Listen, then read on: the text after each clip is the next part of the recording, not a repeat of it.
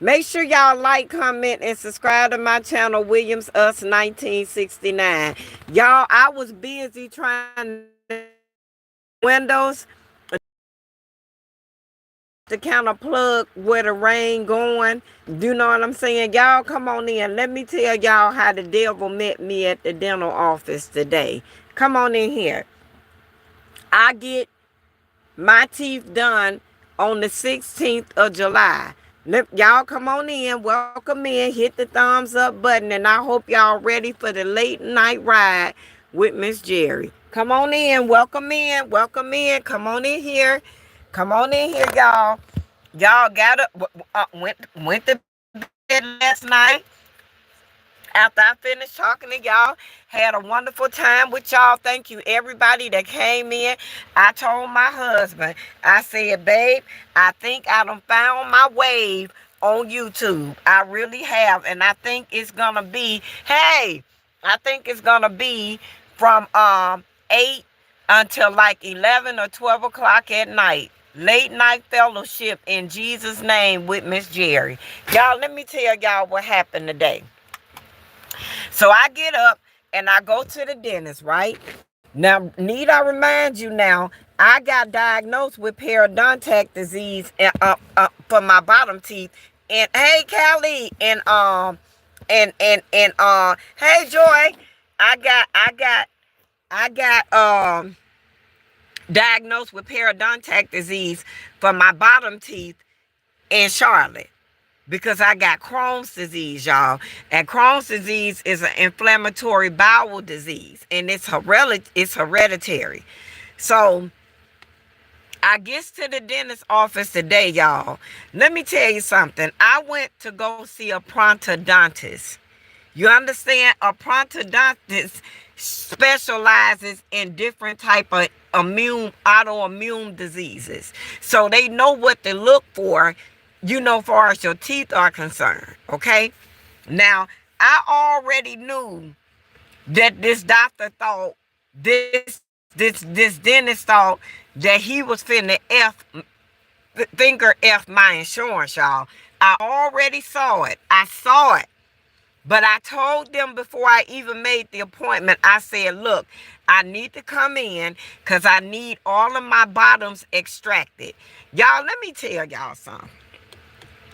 When you walk in the hands of the man who steal the water, I'ma tell y'all some more. I'ma tell y'all some more about Miss Jerry too.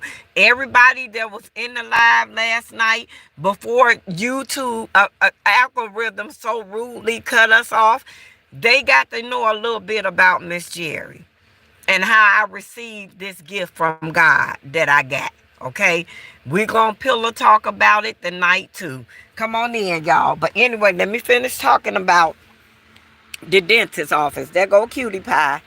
Say hi, Cutie. Get down, get down. Y'all, before I keep on with that, and then I got to tell y'all everything. We doing our van build tomorrow. We taking some things out of Chestnut. We're adding some things to Chestnut. Okay, I got a lot going on this weekend, but let me tell y'all how the devil met me at the dental office today. Before I even went in there, y'all, I told them the reason why I wanted to come. Y'all, y'all why I believe that prosthodontist.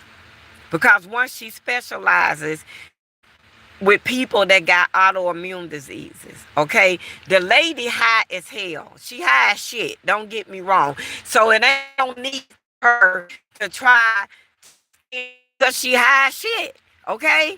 Period point doctor sit in her chair is like $250 an hour. She has hell. Okay? So she ain't got no reason to scam me at all or to tell me wrong. But these dentists in Ohio, especially in Cleveland, when you only been to see them maybe one or two times, y'all, they is not going to let that fly. They want bricks on their houses. You understand? And I'm sorry. Y'all not getting no bricks on y'all houses courtesy of Shirley. Miss Jerry, I'm 55 years old, and like I told him, no one is going to dig in my teeth and cause me pain.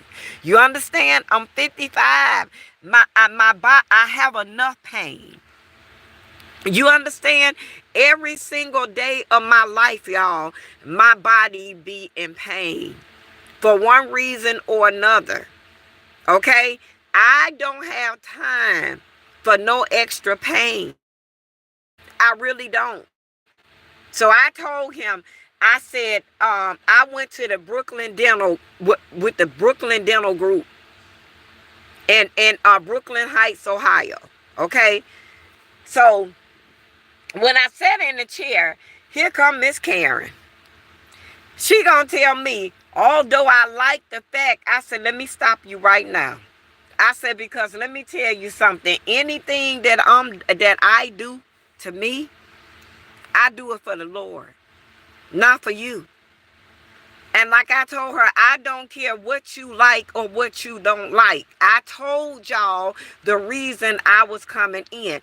Y'all, let me tell y'all how specific this prontodontist was with me in Charlotte. She told me, because I still got my wisdom teeth. I still got wisdom teeth, y'all. Okay? She told me, she said that my back teeth, they should have been out. She said by me being 55, at the time, I was 54 when I went to go see her last year. She said by you being in your 50s, period, she said they should have been out. She said because the older you get, the harder it's going to be to reach back there and floss and keep them clean. And they're going to develop disease anyway. Okay? Y'all, guess what this dentist said to me?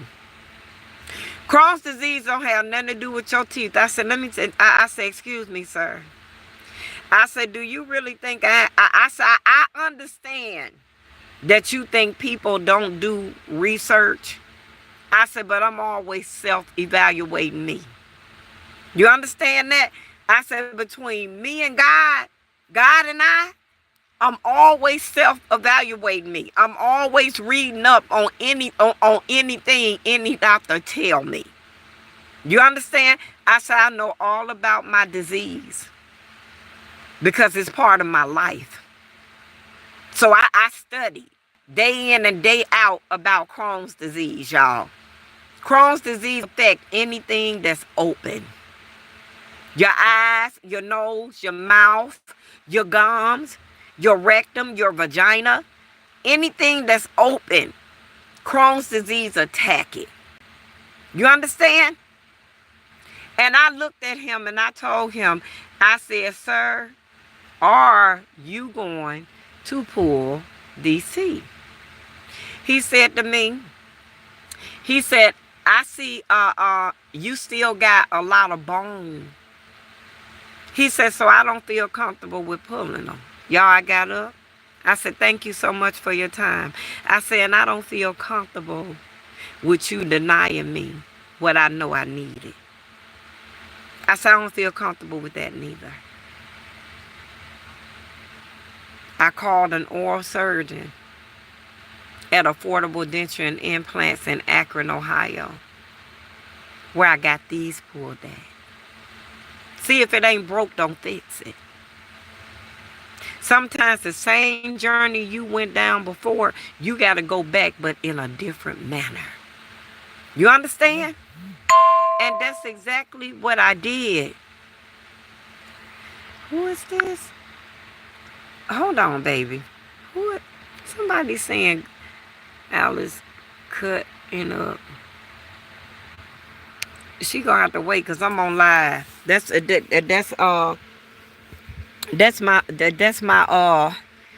beautician for next week, y'all. She gonna have to wait because I'm on live. But anyway, sometimes you got to go back. You understand? You got to go back down the same highway, but in a different manner and at a different state. Y'all understand me? So on the 15th of July, then when he told me, he said, that's not true.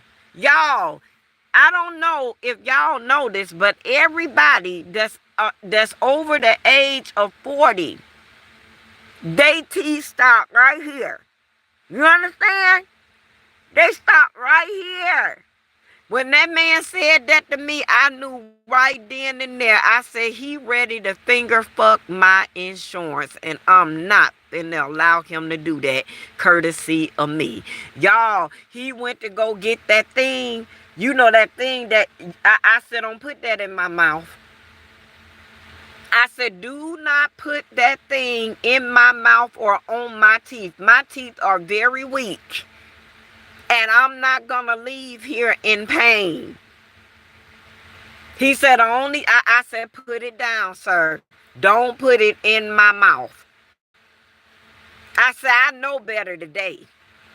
You understand? I said, I don't understand for the life of me how we stayed in the dentist's office, y'all. And it seemed like all Southern people that look like me have to end up with periodontal disease. And I don't understand how, and I don't understand why. And guess what? I ain't even finna soak my mental about it, y'all. I called my husband. I said, Jerry, the devil met me at this today. I said, but God prevailed. Do y'all hear me? I am not finna be nobody's guinea pig at the age of 55. I did it for these. I let them dig. Give me partials, y'all. And look, ended up with implants anyway 6 months later. I'm not finna go through it with these. So I meet with an oral surgeon July 15th. And I'm gonna pay to have these extracted. You understand? Well, God, listen. Listen to me, y'all. When you got your hand, when God got his hands on you, God is not going to let nobody mess over you. It's gonna be a little aggravating, y'all, because you know what you know what you know. See, if I hadn't went through it with my top teeth, respect with my bottoms, and I probably would be a goofy and listen to them. But because I know what I know, because I went through them with these, I'm not finna go for that. Then y'all, let me tell you how else the devil beat up on me today. Now, everybody know that I'm on an estrogen patch now through my menopause doctor. Y'all, my insides used to be just like this.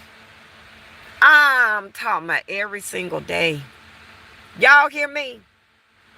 What I did, I came home and went to a menopause specialist. That lady took some blood and did some blood work on me. And that lady told me, she said, Miss Jerry, I don't even know how you around here walking. I said, what you mean? She said, you ain't even registering a estrogen level. Ain't that about that, y'all? She said, I don't understand it. She said, no wonder your bones hurt. No wonder you're developing periodontal disease. No wonder your hair won't grow. Y'all, I've been back on that estrogen. She put me on a small little estrogen patch about that big. Y'all, I done had the best sleep in the last 3 nights that I have had probably in the last 2 years. Y'all understand me? Right here in Chestnut. Y'all, God gonna do for y'all what y'all need done. You just gotta make the... Do y'all hear me? Christianity, look, I had somebody in my life today to say, oh, I'm doing just fine without God. On my One of, on my Christian videos, on my Christian, shorts that I do every day. The dude said, Mom and Dad said that. Oh, thank you, Callie. I was gonna read the messages after I finished giving my introduction. Y'all, the man said, "Oh, I'm doing just fine without the Lord." I said, "Well, then this not for you." I said, "Good luck with that." No, baby, you doing just fine with the devil. But when he comes, you gonna find Miss Jerry. That's what you gonna do. And I got his name down in my memory. You understand that? Because you can really you can really think you doing okay without God, baby. But I'm here to tell you, although it's a lot of aggravation trying to walk in the hands of the man who calmed the sea. It's a lot of aggravation. Because every time you turn around, pow, there go a blow. But y'all, can I tell you something? After you sustain so many, the floodgates of heaven gonna open. You understand me? And when the floodgates of heaven open, here come them blessings. For every blow you done sustained. Y'all, I could have got upset. I didn't get upset. I thank that doctor. And guess what he said? He said, "Well, after you pull the bottoms, you can come back and I'll make you a set of dentures." Is you crazy? You can't make me a set of balls, less alone than a set of dentures. Because guess what? That ain't what my father telling me to do. Nice man. Wouldn't take nothing from him. Nice man. But you just ain't gonna look me in my face and tell me that lady, that prosthodontist was lying, because I know better than that. And I knew he was pulling my leg, y'all, when he said that no, that's not true about the... Y'all, my wisdom teeth should have been up out my mouth. Y'all hear me? When y'all, listen, when y'all talk to people and they smile and they older, watch where they teeth stop at. Watch. They're going to stop right here. Right here, y'all. That's where they're going to stop. Because all of these back here, after you reach a certain age, supposed to be extracted. Y'all hear me? Y'all, I am going to enter my old age gracefully. My husband and I both. You understand? Because I stay on Mr. Jerry. Next week, it's time when I go get my hair done and I go get my nails done, it's time for him to go get get him a facial. See, we work on the same level. And I be like, it's time for you to go do A, B, C, and D, and he go and get it done. Now, come on, y'all. I done told y'all about that. Now, let me give y'all an update on Chestnut. Chestnut gonna be fixed tomorrow. Chestnut the water pump gonna be in tomorrow. Wednesday or Thursday, my uncle coming back over. He's gonna do the struts, and he's gonna do the front brake pads. Then I'm gonna go and get Chestnut. I'm gonna go and get her a wheel alignment. We gonna put new windshield blades on Chestnut, and then I'm gonna take Chestnut to the Chevy dealership, and I'm gonna have them to put her on the machine. When they put her on the machine, I'm gonna know better everything. You understand? Now, pay attention. Y'all see this chair right here with my jacket on it? That seat will be up out of here tomorrow. That's gonna be my kitchen, my stove, my induction top, double I, gonna be up in that area. My collapsible sink, my gray That's my gray tank right there that the TV's sitting on. That's my gray tank.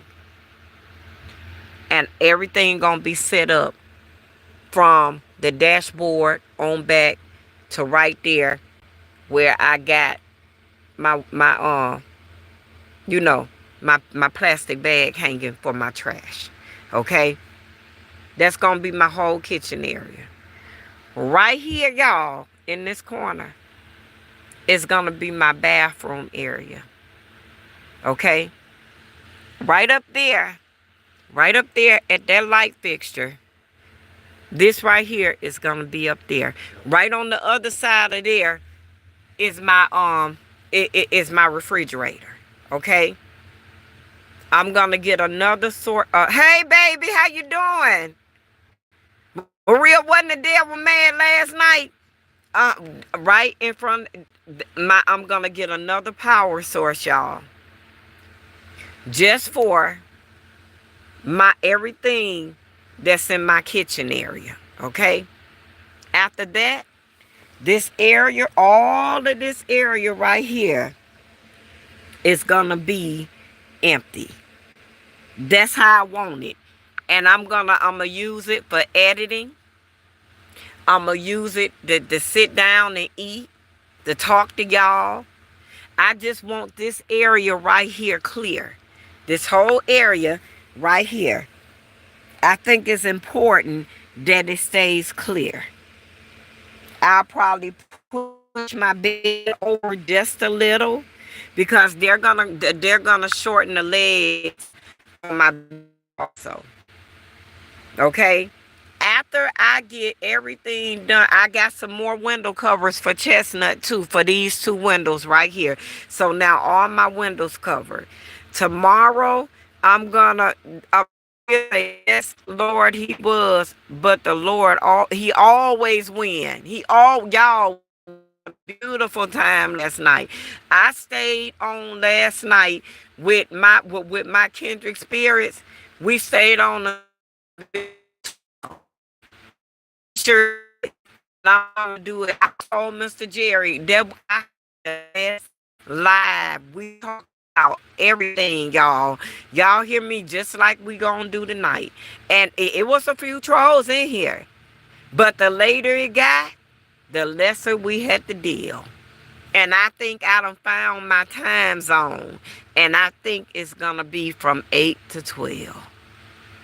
Y'all hear me? Because for one, my body going through some things. Because my body got to get used to this estradiol.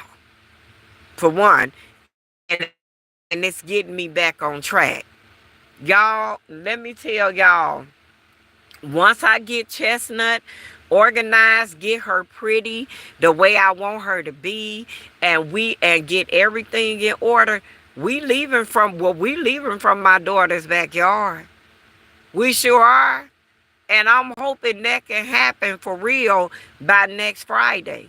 Because now that I know my power sources and I know how they act, and I'm going to talk to Mr. Jerry tomorrow again.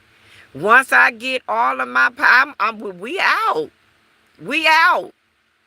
We out, y'all. We out. Miss Jerry I'm going to find me a job. And and then y'all, let me tell y'all how I know they was full of crap. I asked them, I said, well, can I give y'all some free advertisement? I said, I am a content creator and I have a YouTube page, and I like to take my YouTube family on with me. Miss Jerry, estradiol is what that med for. Yeah, I didn't have none. When I went to the menopause specialist, girl, that lady did a test on me through blood. She said, Miss Jerry, how are you still walking around? I said, what you mean? She said, you don't even have an estrogen level. I said, what? She said, yeah. She said, I don't even see a one, nothing. And when I tell y'all my bones was aching anyway from Crohn's disease. But when I tell you my bones was aching, my bones was aching extra, extra. And I couldn't understand why. But that was the reason, because my body I didn't have no estrogen in it. A woman cannot live without estrogen. Estrogen affects everything about our bodies, y'all. From our sex life to our hair to our teeth, everything, our skin, our nails, everything, y'all. Everything. So if you stand up at your sleep level be thrown off, your weight be thrown off, it affects everything. And I only been on these patches a week today. And when I tell you, girl, you could tell that everything is coming back slowly. But I'm finna tell you one thing that it's been affecting the most: my memory. Hey, my memory. Y'all hear me? I could put something down and forget where I put it. And when I talked to my doctor about it, she told me, she said, when your body lacks estrogen, that's what happens. So I'm talking to all the females in here. Y'all take care of y'all body. Take care of God's temple until he comes back forward, and you will be rewarded greatly. I'm trying to tell y'all. I'm trying to tell y'all now. And y'all, I always keep my weight to 200 and under. I'm 3 pounds overweight. I can't have that. And I told her, I said, I don't know how that is. And she told me, I said, because I don't eat 2 or 3 or 4 or 5.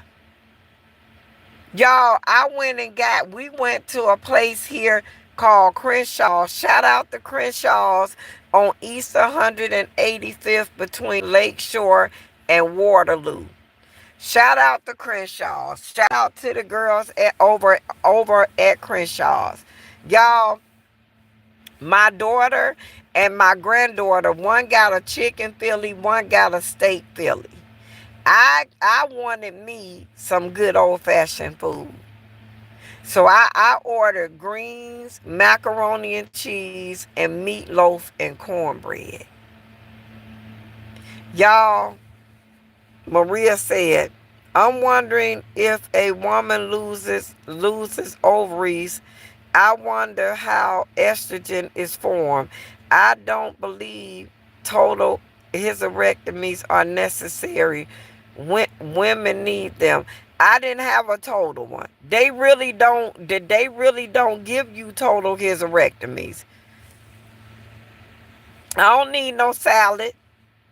I don't need no salad, Jay. What country are you from? We're from America. We're in the United States, baby.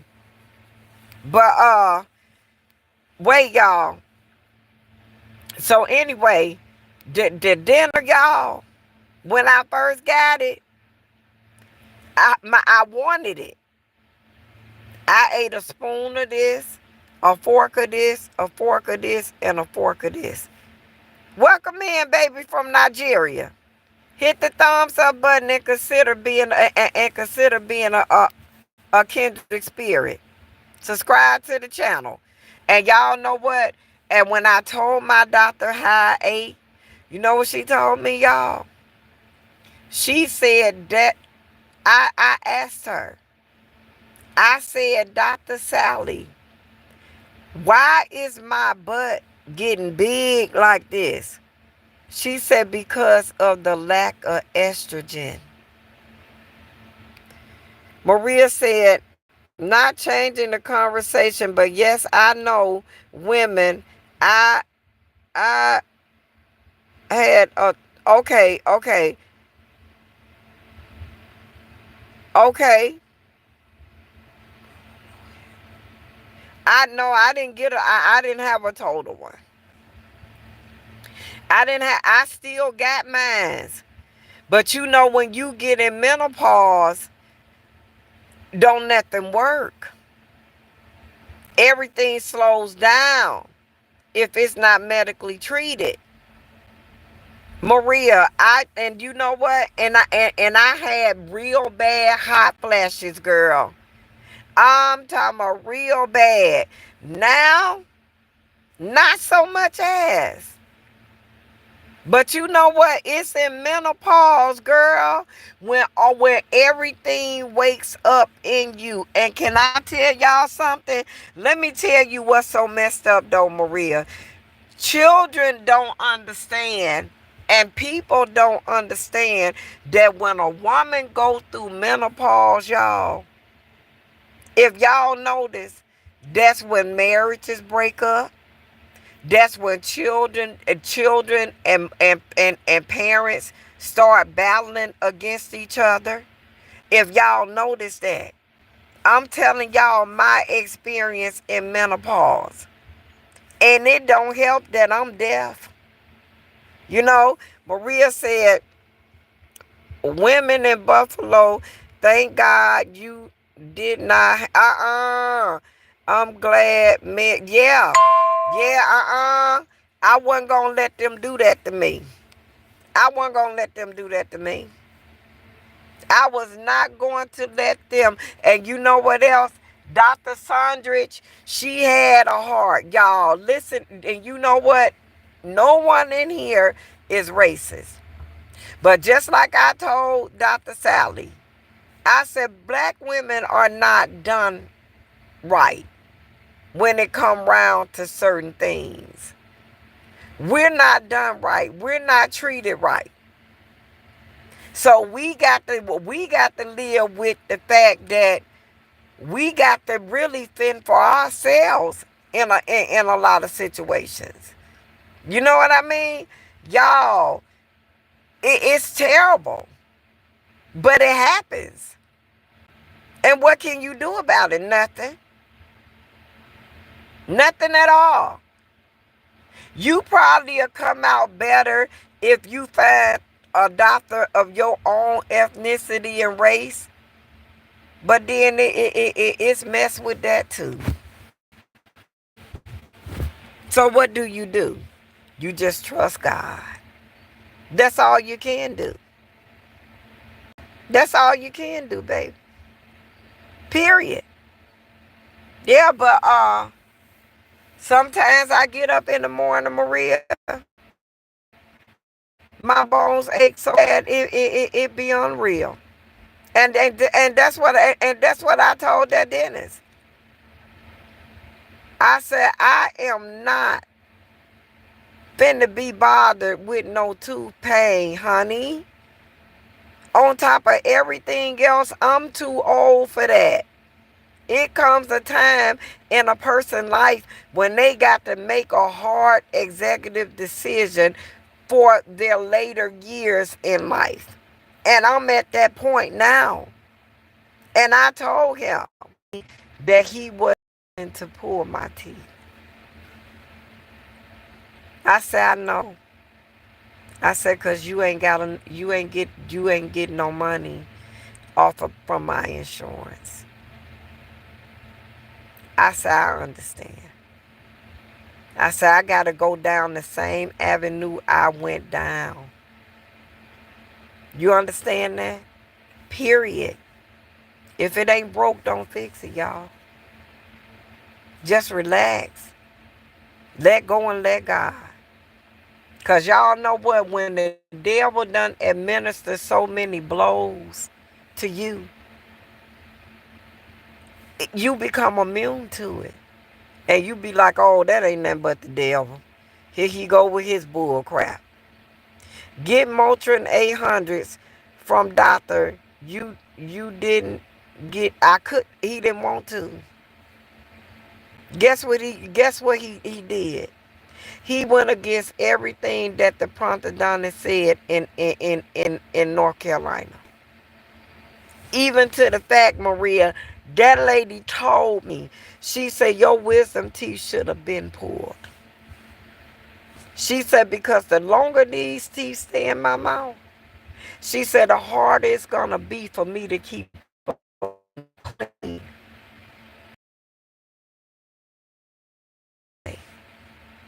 You know what that told me? He said, He said, that's a lie. Y'all should have seen me getting up walking up out of there. If you don't stand for something, you going to fall for anything. You understand? I said, thank you, sir. Maria, that woman didn't have no reason to lie. Now, on the 16th, when I go to the oral surgeon on the 16th of July, I guarantee you that man gonna tell me you are developing periodontic disease, and your wisdom teeth should have been gone at the age of 40. Just like the prosthodontist told me in Charlotte. See, these dentists, these regular oral dentists, all they want to do is F your insurance. That's all they want to do. A prosthodontist told me about my top teeth. And I went to a regular dentist and I let them told me something totally different. Do I have my top teeth or do I have implants? Which one do I have? Went through all that pain, y'all, for nothing. And believed them. Overwrote what the prosthodontist told me. Not even 6-7 months later, I ended up with no teeth. Bone replacement, the whole nine. I can't take Motrin. They are NSAID. I can't take them. But if I let him grind and pull and poke on my teeth until he got 99 bricks on his house, then and so when I go to a surgeon on the 16th of July, not only is he going to pull my teeth probably the following week, because he's going to give me some things to relax, some, what you call them things? He going to give me them 2 little pills that's going to relax me. And then after he give me that, then he going to take my teeth out. Yes, I have two wisdom need pulled now. Nerve root sticking out. What? Money, they want money. Right. They don't bother the stomach Motrins. Yes, they do. They bother minds. They bother minds, babe. I got Crohn's disease. NSAIDs are not good for people that got that's going through any type of intestine diseases.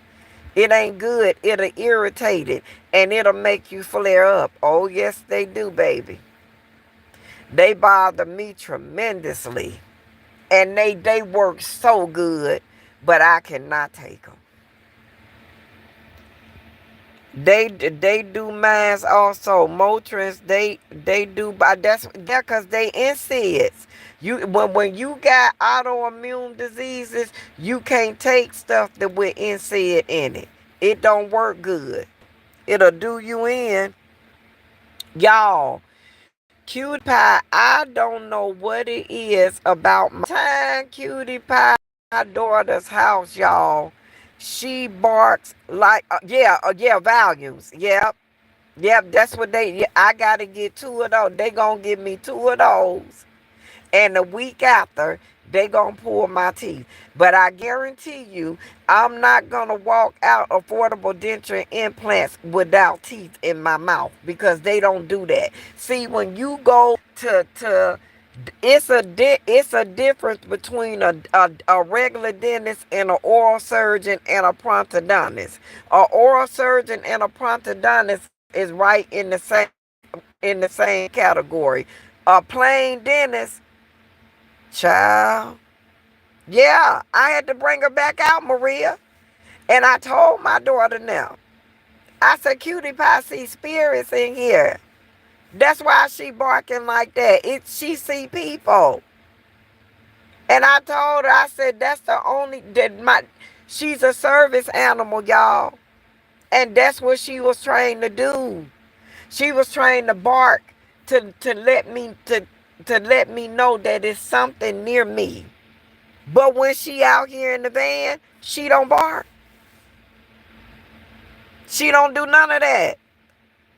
Maria said, sumo for muscle pain. Hard to get here. Who? They made them controlled substance. Who for muscle pain?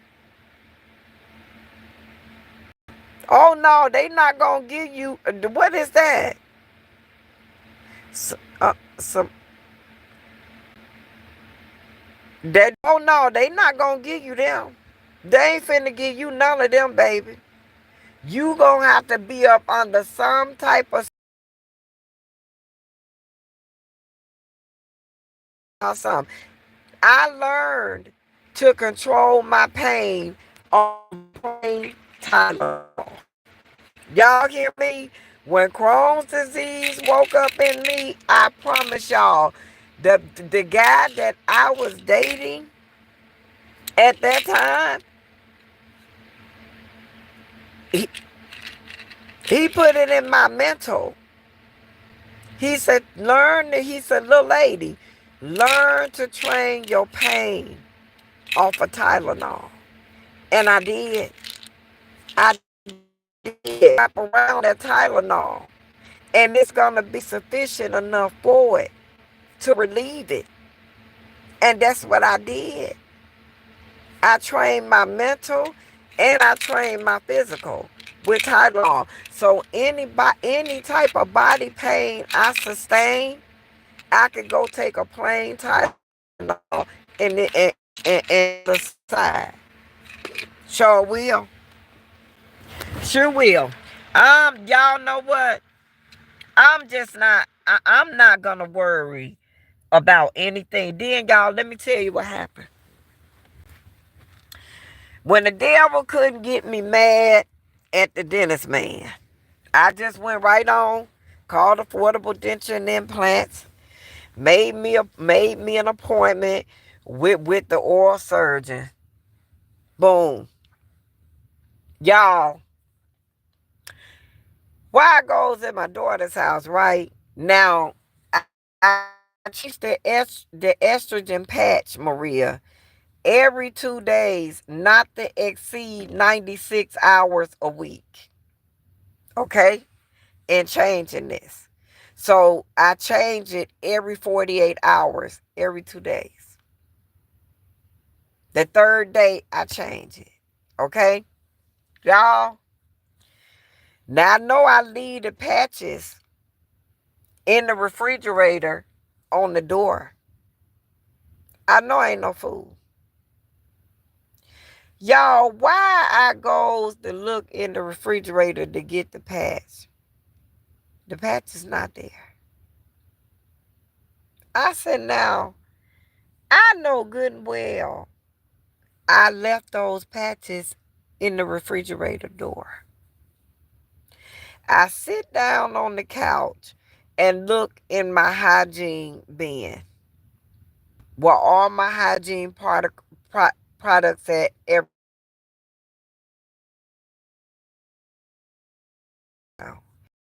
I remember I told y'all, since my estrogen level was so dangerously low, I've been forgetting stuff. I sit down on the couch and I just break down crying. I said, Lord, I said, I need you to help me. I said, please. I said, I can't believe that I'm losing my memory. I'm forgetting stuff. My daughter got up and went and looked in the refrigerator. They wasn't on the door, y'all. They was inside the refrigerator on the shelves. So that means my granddaughter or my daughter move my estrogen patches off the door. Y'all, it's time for Miss Jerry to embrace van life to the fullest. You understand? When you already going through, you don't need no extra. People don't understand. You don't need no extra nothing. That's one of the reasons why I wanted to do van life. Now that I done got the peace that I need, and I done start embracing it fully. When I come on tomorrow night at 8 o'clock, I have done to Chestnut. Next Saturday, and we know he's a pain in our ice creams. But we just gonna trust God on this one. Amen, y'all. Okay. Now, let me tell y'all another thing that done happened too. Y'all, why the devil? Today. And see, y'all know what? And I really don't want to keep big up in him. I really don't. I don't want to keep big up in him. He don't deserve that. Why this morning, y'all, I goes to do my Christian content like I always do. Y'all, why my internet act like it didn't want to sin, leave, or reject? Just sitting there. I said, you know what, Lord? I said, I'm finna go back to bed. I said, I'm not about to do this. I said, now, if you want me to post this Christian content, then I'm going to need you to tell the devil to leave me alone. Now, if you don't, I'm going back to bed because I'm tired. I said, this stuff surpasses my understanding. I can't do it. I said, I'm just telling you the truth. I'm tired.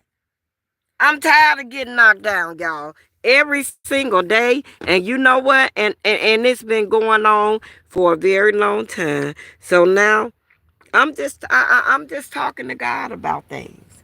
I'm talking to God and my kindred spirits every single day about everything that I'm going through. And you know what I love, Maria? I love the fact, y'all, that through all this aggravation that I have been sustaining from the devil, y'all. I done got used to my van. I'm loving van life. And I'm loving and I done found my niche. I done found the best time to come on and to be a part of my YouTube family. Because we talk about everything. We talk about every single thing, y'all. Everything. That's what I'm saying. Now that I done gave the devil his joy, let's keep it moving. We were talking about the man, the couple from Georgia. That the man now one other YouTuber was covering it, and she let everything play out, y'all. That man, and I didn't know that he shot himself.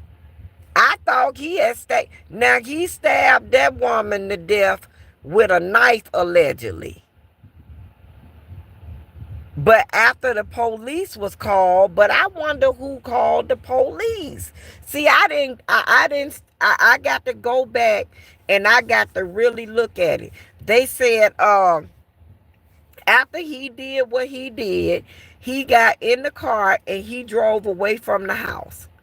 After he killed his wife, he got in the car, he drove away from the house But who called the police to their trailer? And they said I think they said he did allegedly. Called the police and told them what had transpired at their trailer in Georgia. And they said that video from the gas station that's across the street from their house shows where he got in the car.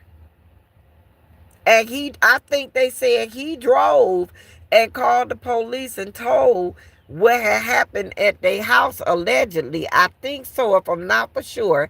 And said when the police tried to locate him and finally located him, he shot himself in the head and unalived himself.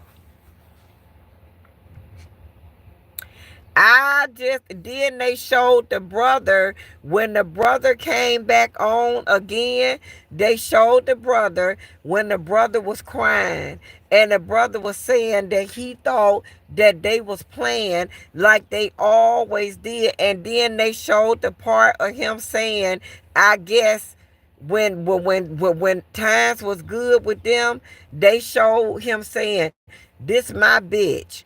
I don't give a fuck what we go through. This my bitch. This gonna always be my bitch. She should have left then. She should have left then, y'all.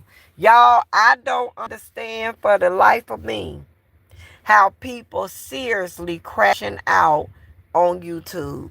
I don't get it. People still feuding with other YouTubers. I ain't got time for that type of stuff. We just ain't got time for that. It's more things in life to do and to go through. You understand? It's more hills to climb. It's more stumbling blocks to get over. And y'all listen to this. My daughter gave me she bought me this little book today. And I'm going to tell y'all something. Inspirational words to live by. My daughter bought me this little book today, Ree. And as soon as my daughter gave me this book, she said, Mom, come in here. She said, I got something for you, Mom. I said, okay. I said, here I come. I got up and went in the house, y'all. Soon as I got in the house and got ready to, soon as my daughter blessed me with this. Look what the devil turned around and did. Maria said, I couldn't sleep after watching that. Maria, wasn't that bone chilling? Girl, you know what? And y'all know why I think it bothers me so much. Maria said, but did you see the other brother crying? Yes, girl. Yes, I did. I'm so happy your daughter cared. Ain't it? Because she be listening to me talking to y'all on my live. You know what I'm saying? And sometimes when I be crying, they go back and they look at my lives. And the thing that I tell my daughter, when you with God, it's troublesome. She looked at me, she said, Mom, what? I said, when you with God, baby, it's troublesome. It's a very troublesome journey to have to go on. Maria said, yes, Lord. I watched over and over, this real as I can get. It's real as I can get. He kept saying that. This is real as I can get. Exactly. And remember I said, Maria, I said that girl was on a journey with God. Remember I said that? Y'all remember I said that? Go back and watch yesterday. I said that.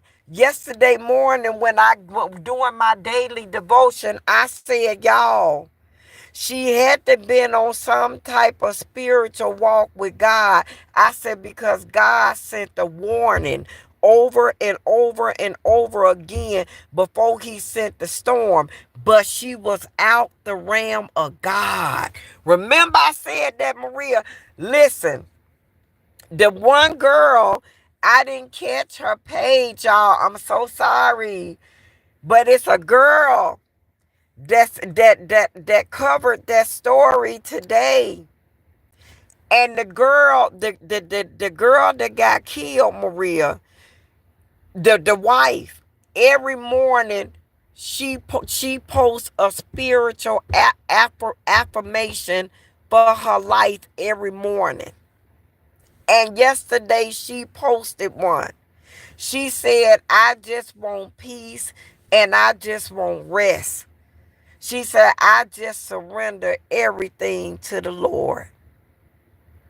It was in some type of spiritual affirmation like that. Every morning, she posts spiritual affirmations to God. I told y'all.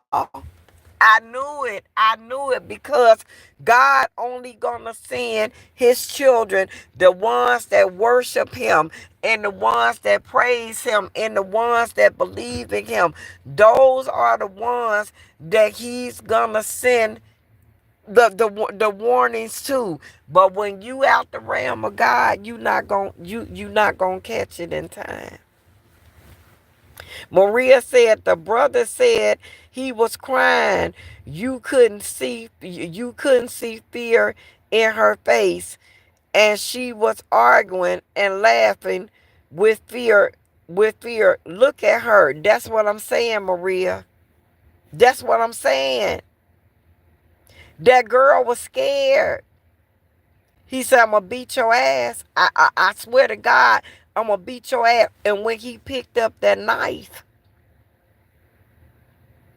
she said, oh, Lord, he finna try to stab me, y'all. He said, I better not. She said, I better not tell that part because I ain't ready to die yet. She took it as a joke. But that girl was laughing, but she was scared all along, y'all. She took it as a joke. When that man picked that knife up, if she was in the realm of God, she would have shut her mouth. Y'all, ain't no way in the world I'm going to keep on talking and somebody got a knife or no type of weapon at me. I'm going to be like, okay, all right, baby. I'm good. We good. We good. Ain't no need for all of that. We good, y'all. A good run is better than a bad stand any day. But when you out the will of God, when you out the will of God, baby, and don't know you out God, you can't see death. You can't see what's coming because you out the realm. That's what I've been trying to tell y'all all along. Delight yourself in God every single day in some type of way. Y'all, I done found my niche. I done found my pitch. Be with my kindred spirits, and we gon' fellowship in the Lord. We gonna talk about, and when you in the realm of God, you just don't get it. You miss it. Your niche. I'm going in and out, Maria. I'm going in and out. How about now? I can't believe it. I just can't believe it, y'all. The devil busy. Am I okay now? Because see, I wanted to be over here, so when I lay down, I ain't gotta worry. So am I good still? Because until I can get this bed, Lord, it's uncomfortable to really sit up. It's better for me to have. Am I good now, Maria? Okay, baby. Cause see, we got real bad weather here still, Ree. It ain't been doing that but raining. This whole week, all we've been doing is dealing with rain. I'm glad I'm not in North Carolina. Cause if I was in North Carolina dealing with rain, girl, the water would smell like sewage. Ain't nobody got time for that. Maria, did y'all hear when that man said, yeah, her family been practicing voodoo on me? Did y'all hear that? Did y'all hear that? What make that dude think that voodoo was being practiced on him? Witchcraft. He said that. He said, yeah, y'all, her family do witchcraft. They got witchcraft on me. Oh, wow. Yes, Lord. What you say? I just started to say that. Yeah, he said that. He said it. He said it.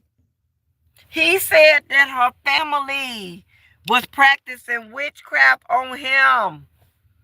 Now that's what he said.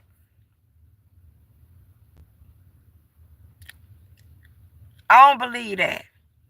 And I'm going to tell you why I don't believe it. Because when somebody got you under any type of spell, they got control over you. That girl ain't had no control over that man. Do his young mind could not handle it. But here's the thing, Maria. If them people had voodoo on him, girl, that man wouldn't have been so out of control the way he was. Now somebody probably did have voodoo on him, but it wasn't her family. It wasn't her family, and it wasn't her. You got to know what you playing with. He was dealing with his own demons. Period. Point. Died, baby. Period. Point. Died. And you know what? He allowed them demons to manifest, y'all. And they manifest in the worst way. Girl, can you... y'all know what? I keep sitting up here saying, I wonder how he felt when he got in the presence of Satan. I wonder how he felt. I really do.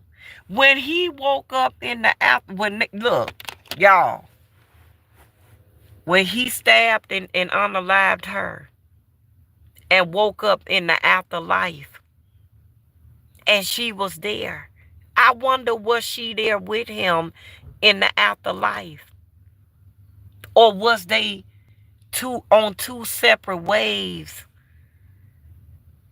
It's so much that I wonder about. I wonder what her last words were. I wonder, did she try to say anything to make him not want to do what he did to her? I really wonder. Maria said, wait a minute. Maria said he was dealing with his own demons.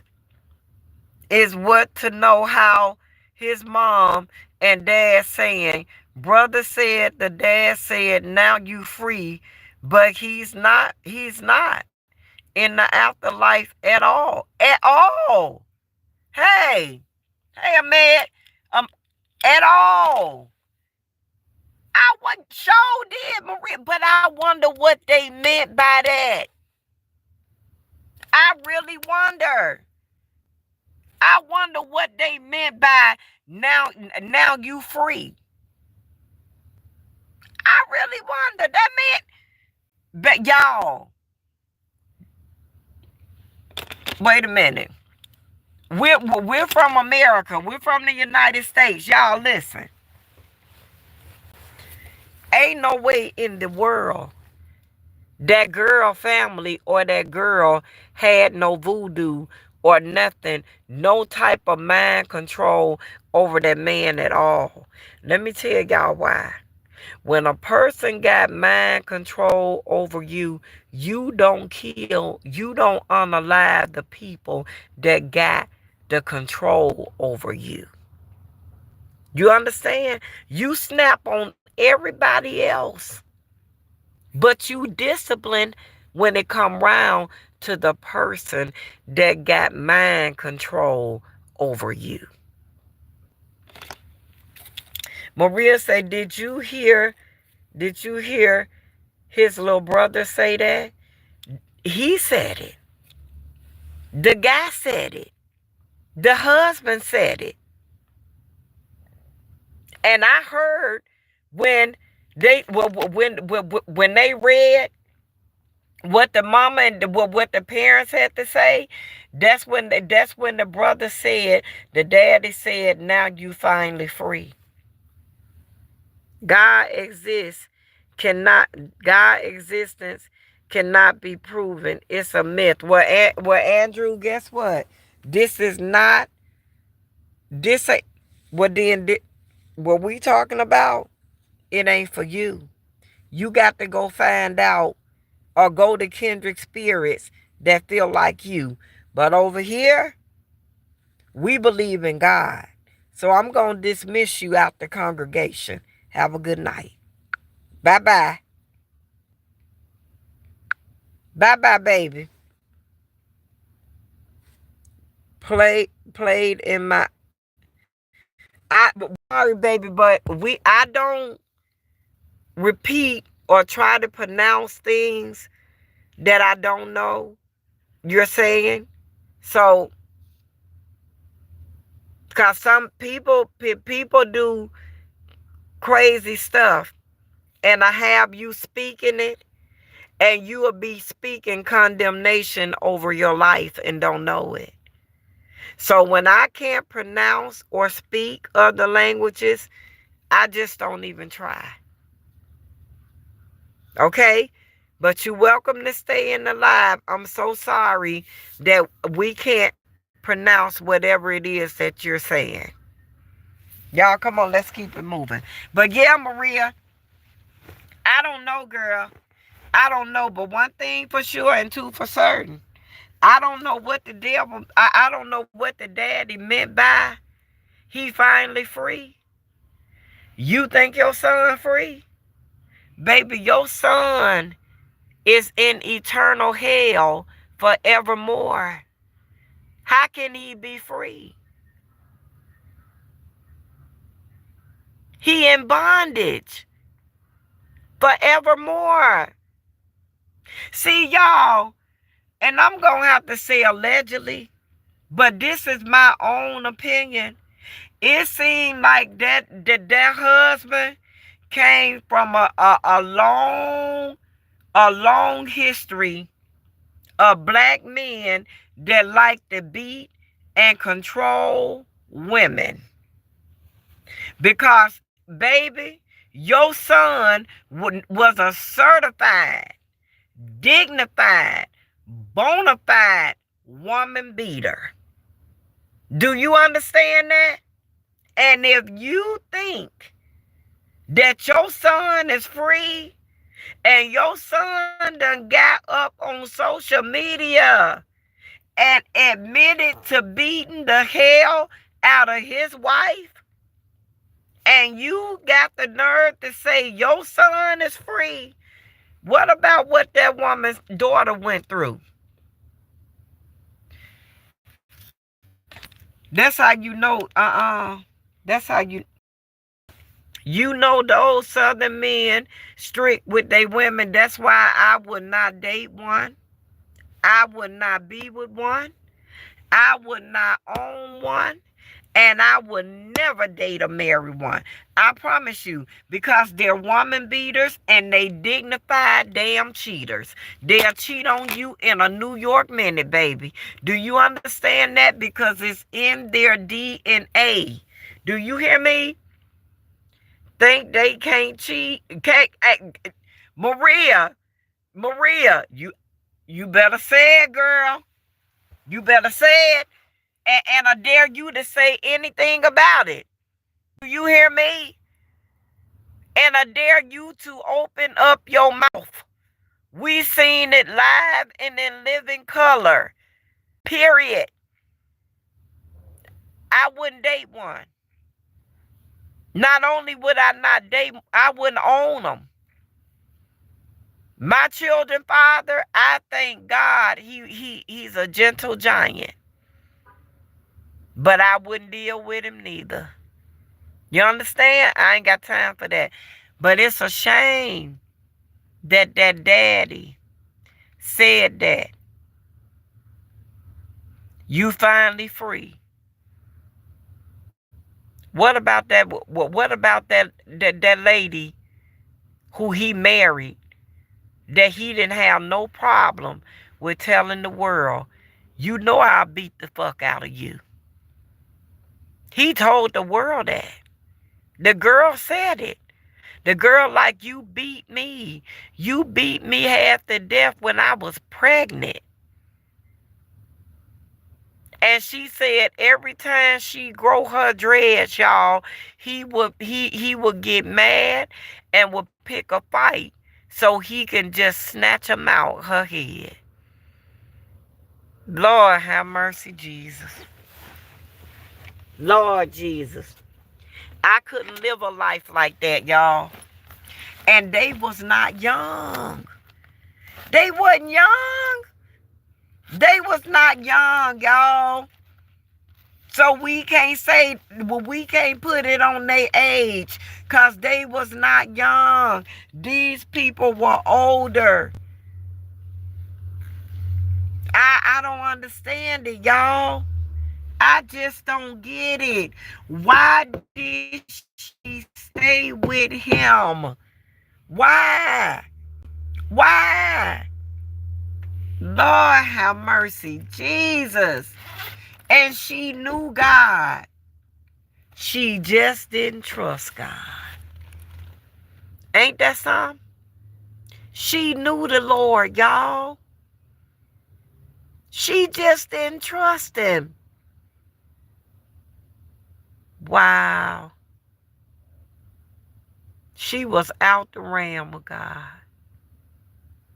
Unbelievable.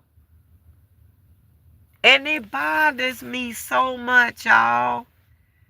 Because that one moment in time, you cannot come back from. That one moment in time, y'all, the devil was there. And the devil said, come on, baby. Come to me. And he did. With no problem. Unbelievable. And just like that is how life can change. What? Maria says she was 27 and he was 36. Oh, younger woman, older man. Wow. They probably was in love with each other. They probably was. But they had that dangerous love, though. They didn't. They did not. They did not. What about y'all children? What about them? Y'all, that's more sadder than it. Maria, did you hear about the girl? Everything happening in Georgia. The girl, y'all, who died in a car accident. And because of the new laws about abortion, the mother had to keep her daughter on life support until she delivered that baby. The baby was delivered 2 days ago, y'all. Wore 1 pound. And his name is Chance.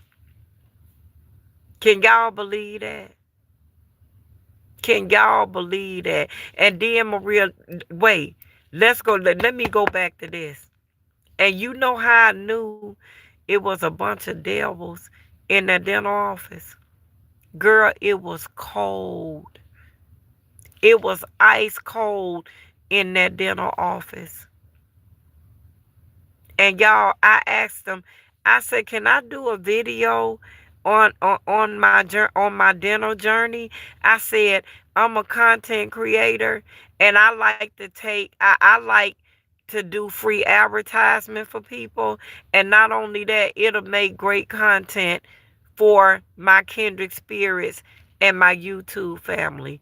The girl it's like her head turned around on her shoulder and she said, read the sign in front of you. We don't allow that here. Real cold. And she said, because it violates the rights of other patients. I said, but shouldn't somebody have enough common sense not to put other people in their content that don't want to be in their content? Well, we just don't allow it. That was the first sign right there. You understand that? Because it ain't a business in America that is not gonna, that don't want free advertisement unless you just ain't no good. That was the first sign right there. They got something to hide. Maria said, yes, I heard that little something about it. Why didn't, okay, I'm glad you left that office. He probably doing right in there. Doing things in there he ain't got no business. And they got something to do with people insurances. I'm telling y'all. Ain't who y'all know? And they ain't been open that long. Who y'all know don't want free advertisement? But people that ain't playing on the up and up. Them the only people I know. Everybody else be like, yeah, sure, go ahead. I don't mind. Y'all pay attention to the signs. Pay attention to signs all around your life. You got to now. You got to. Y'all know what? Just like I told my dad. He's my goddad. I call him my dad. Y'all, like I told him today, I said, if you have a control problem, I said, if you can't control the narrative and it can't go the way you say it's going to go, oh, my blood pressure, all this, all that. I said, that don't happen until you can't control things. Why did they keep the girl alive? Girl, so she could have the baby. Y'all, they already told the mother that the baby was going to come here with all kind of physical and mental problems. They didn't care. They didn't care. But let me tell you, the girl got a 5 or 6-year-old son. The mother said it was messing with the son's head because he thinking that his mom just there asleep. And they showed where he was reading to his mama. They showed where he was holding his mama's hand and everything. Now Chance here. But they mother not. Now the 6-year-old, the son, the 6-year-old son, now he confused. They need the organs. Oh yes, I remember that. Oh yeah. Oh yeah. Oh yeah. But what about that? What about the 6-year-old boy? How they supposed to explain that to him and get him to understand that now his mother got to be laid to rest?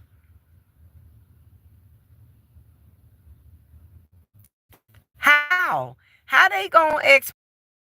Today I was holding my mama hand. She was asleep in the day. She laying in a casket, finna be put in the ground, and I ain't gonna never get to see her no more. Do y'all see what a mental toll, y'all? The United States evil as hell. The government system here in the United States is an evil place. It's an evil entity. Because how can you do that to people? How can you force people to live by your own rules and regulations because it fits y'all evil, dirty, low-down narrative? How can you do that? Y'all, where God at? Where is he at?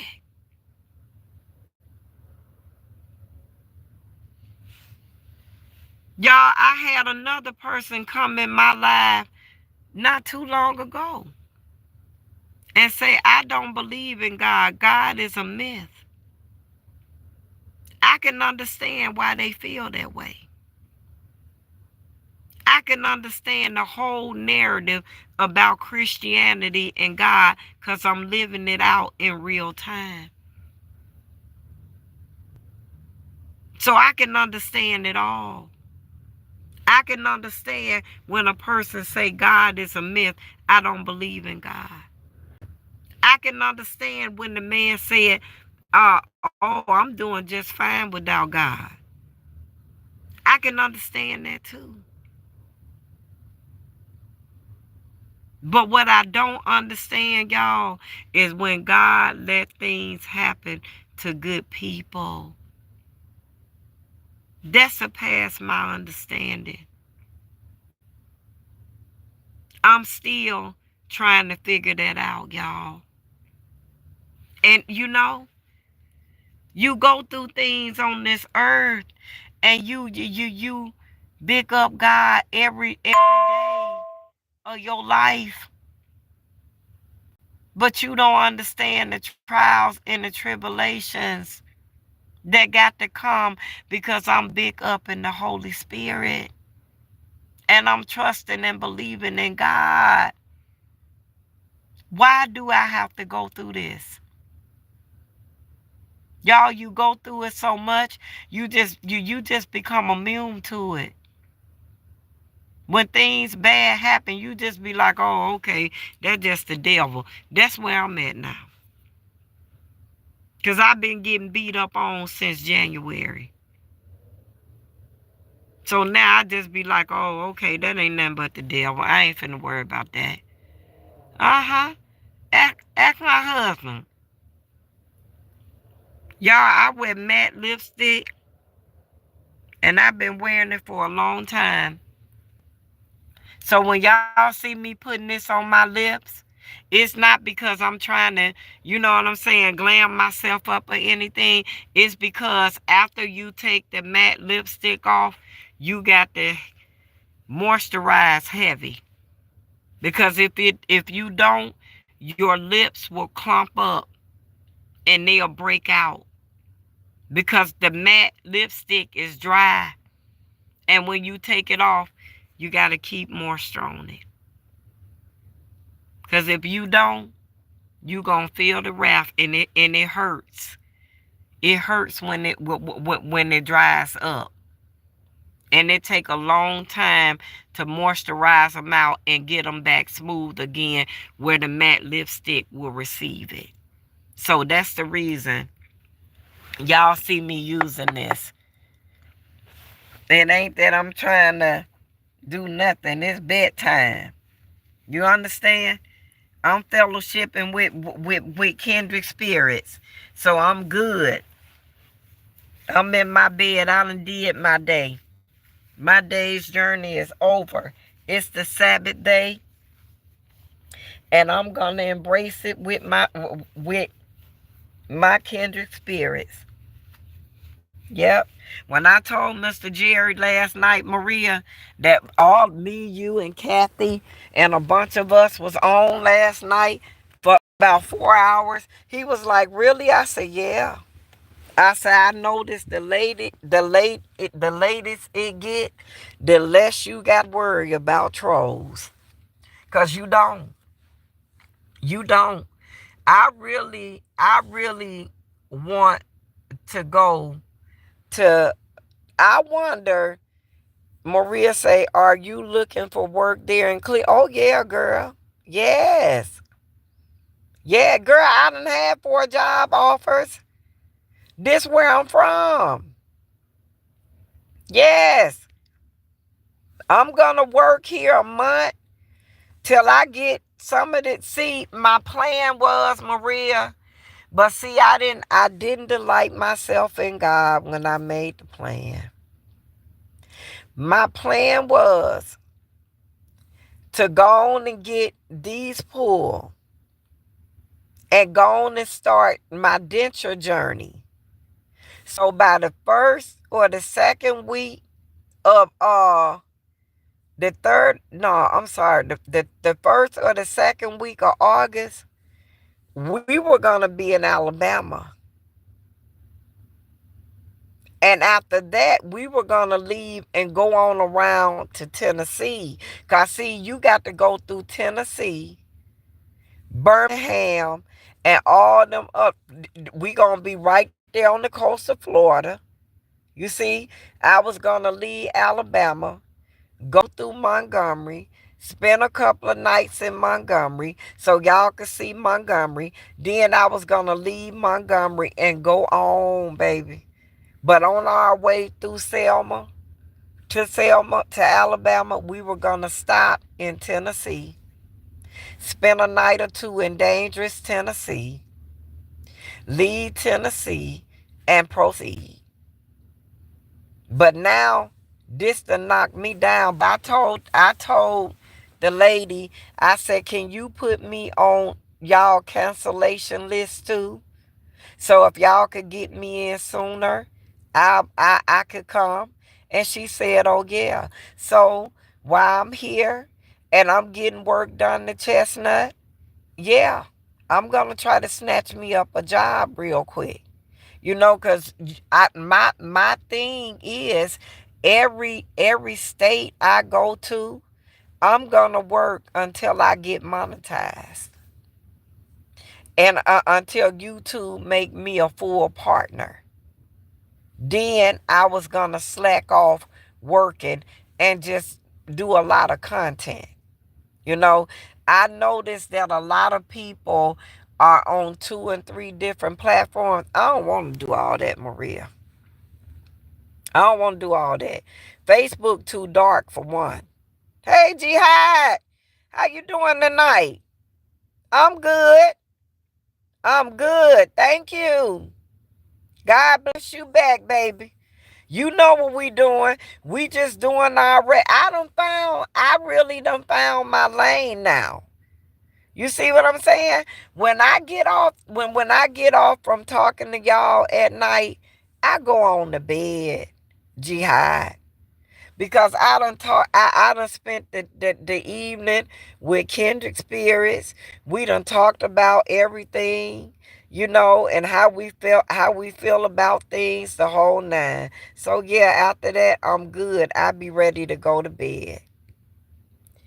I'm good too, hanging out with the wifey all the time. Don't have no friends better than her. I know that's right. Because that's how I was. That's your only friend besides God. God and her. That's good enough, baby. Stay with the wifey. Happy wifey, happy lifey. Period. Maria said, that guy said, just do 20 minutes every day from Detroit. What's his name? I don't know. But that don't work for that don't work after you do, Maria. To much is given, much is required, girl. You understand? Doing a 20-minute video every single day don't work. That don't work. People do not like to sit back and watch videos. You got 1.2 seconds to capture somebody's attention on a video. All of my videos, Maria, are good. Do y'all hear me, Dante? That ain't Dante London, girl. They been exposed, Dante, baby. You hear me? That ain't true. They been exposed, Dante. Dante back struggling just like everybody else is, girl. What worked for Dante then ain't his niche now. And that's how it go. You know what I'm saying? Yes, you do. Yeah, that's what I'm saying.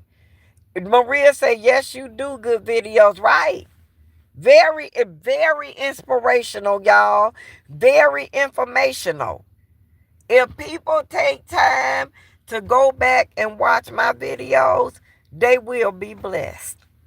That's right. But people ain't got time for that. You understand? People rather engage with you through live. You understand? They rather hear the word on the live. That, for one, it ain't enough time in the day to go back and watch no videos. So I understand that. It seriously ain't enough time in the day to do that. It ain't enough time in the day, Maria. When you look up, the day is gone. This world gone, ain't it? It's moving really fast. It's scary. It's scary, y'all. It seems like soon as you lay down, it's time to jump up. I promise you. Girl, and then when you think you got enough time to do something, girl, that time gone. That time gone. You remember that song, Maria? You see the clock upon the wall. It don't bother me at all. These are ever-changing times. Who made that song? Whoever, I don't forget.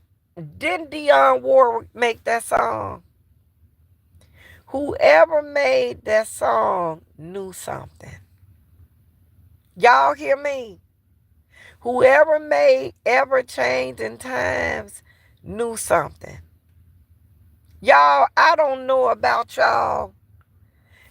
Neek say, good evening, Miss Jerry. I am here on this Friday. I hope it's okay. How is everything with Chestnut? Chestnut is good. Chestnut is chestnut, Neek. You hear me? Maria said cutie pie and another dog, just like Barkley Channel.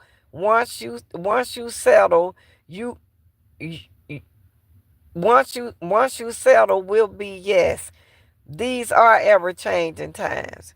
Neek said, oh, Aretha Franklin made it. Aretha Franklin knew something, y'all.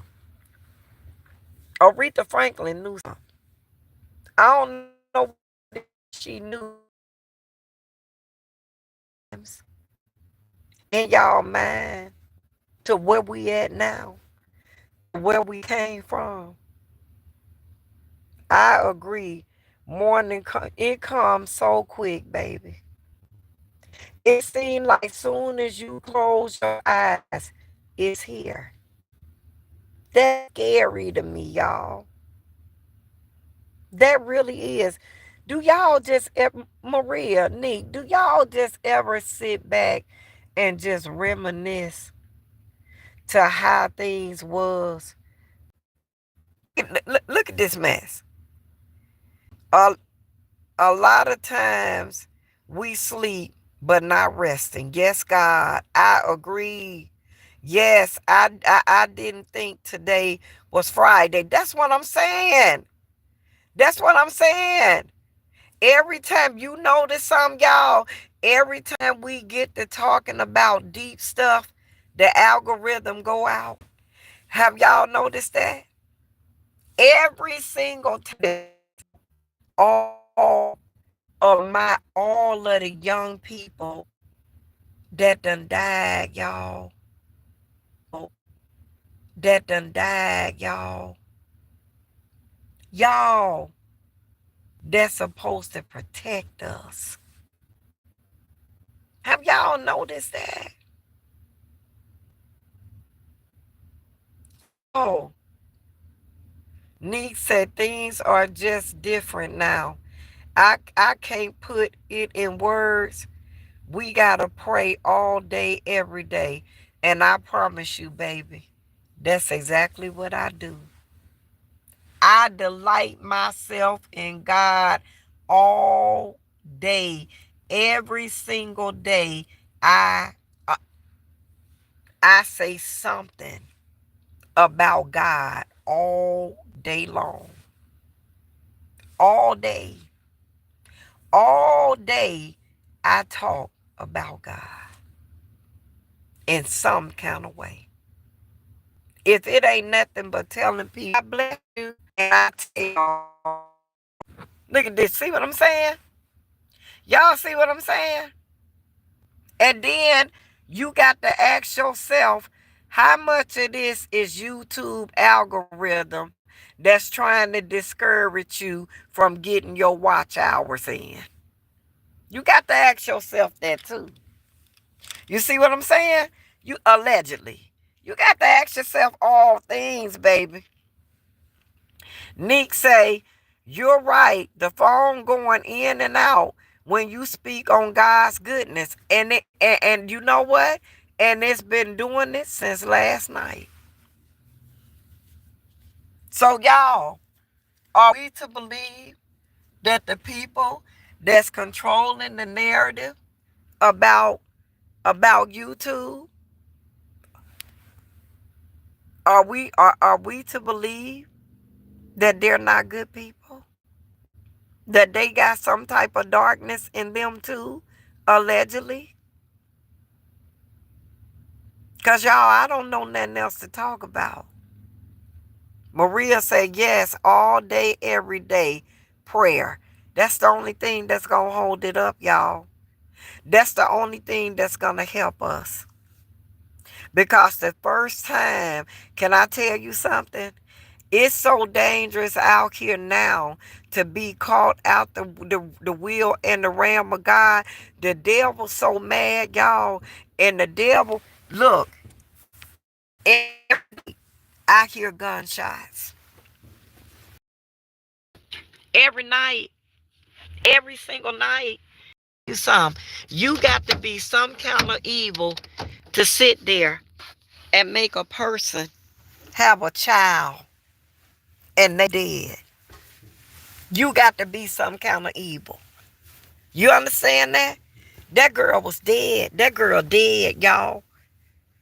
They made, because of this new Roe versus Wade bull crap, they kept that girl on a ventilator and made that girl body bring that child into this world.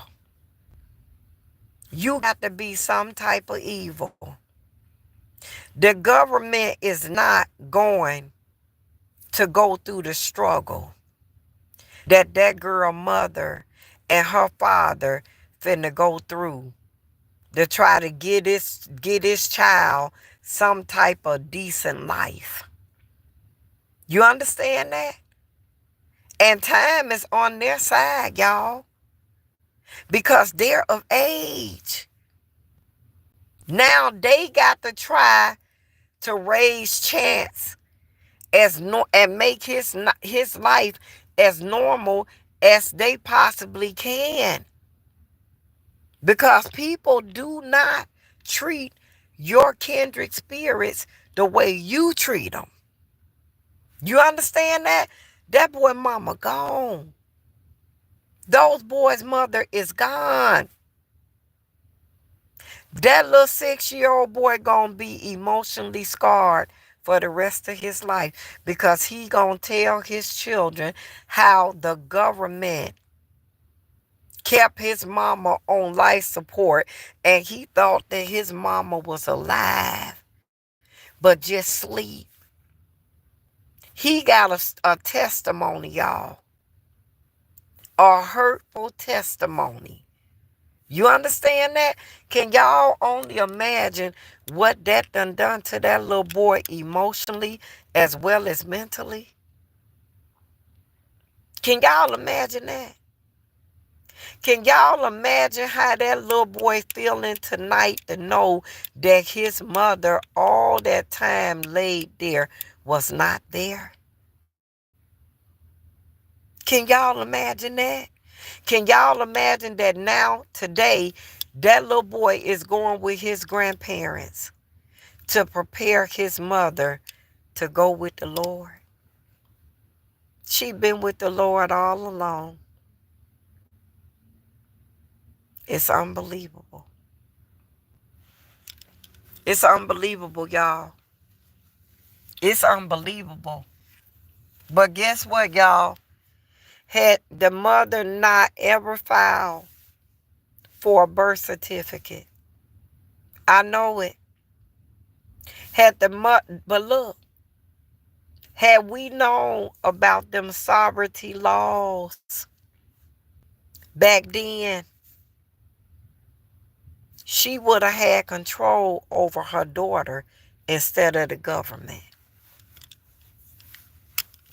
You did you get what I said, Neek? If we knew about them sovereignty laws when our kids were born, like the Amish people and the Jewish people allegedly, had we known about them sovereignty laws, and her mother wouldn't have never filed for a birth certificate or social security card on her daughter, do you know the government wouldn't have had no control over her pulling the plug on her daughter? You understand that? We doomed, y'all. We was doomed from the day we was born and just did not know it. Our mothers and them didn't know that when they filled out that card for us, a birth certificate and social security number, that we became entities of the United States, and they had control over our lives and say so's. They can't tell Amish people nothing. Y'all hear me? Because Amish people live by those sovereignty laws. They can't tell Amish people nothing. Why y'all think Amish people are exempt from everything? Amish people don't have birth certificates and all that other stuff. Amish people don't have to pay taxes and go through all the stuff that we go through. They don't. They still live in sovereignty times by sovereignty laws. So they ain't got to go through what we go through. Unbelievable, ain't it? We didn't know not to do that.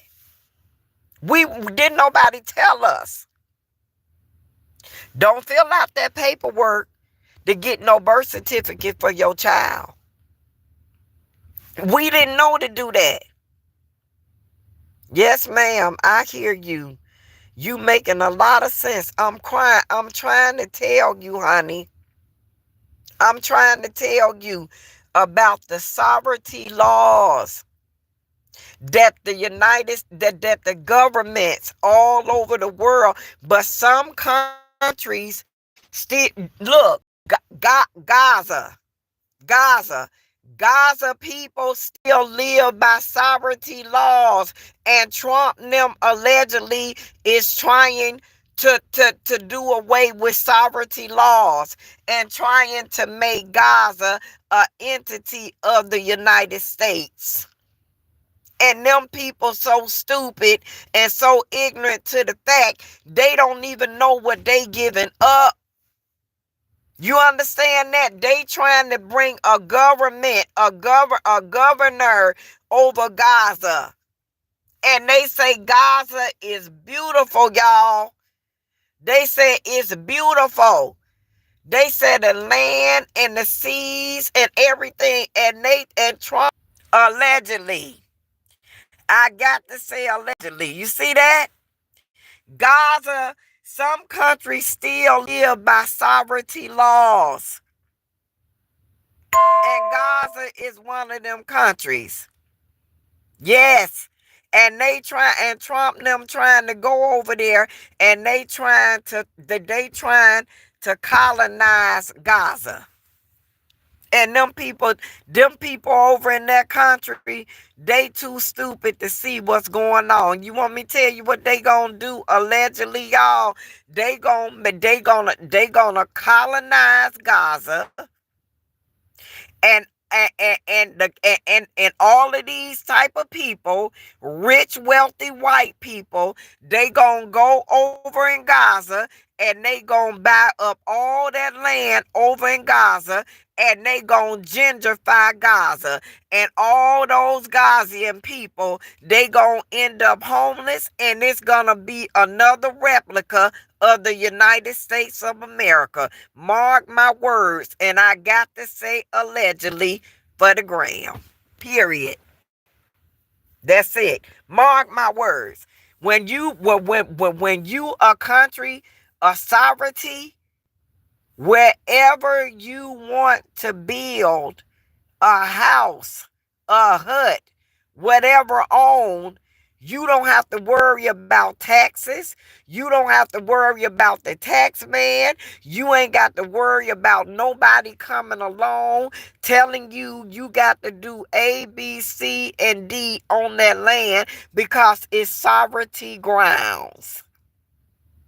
But if Donald Trump and them have their way with Gaza, they finna colonize Gaza, and when they colonize it, they gonna turn around and they gonna gentrify it.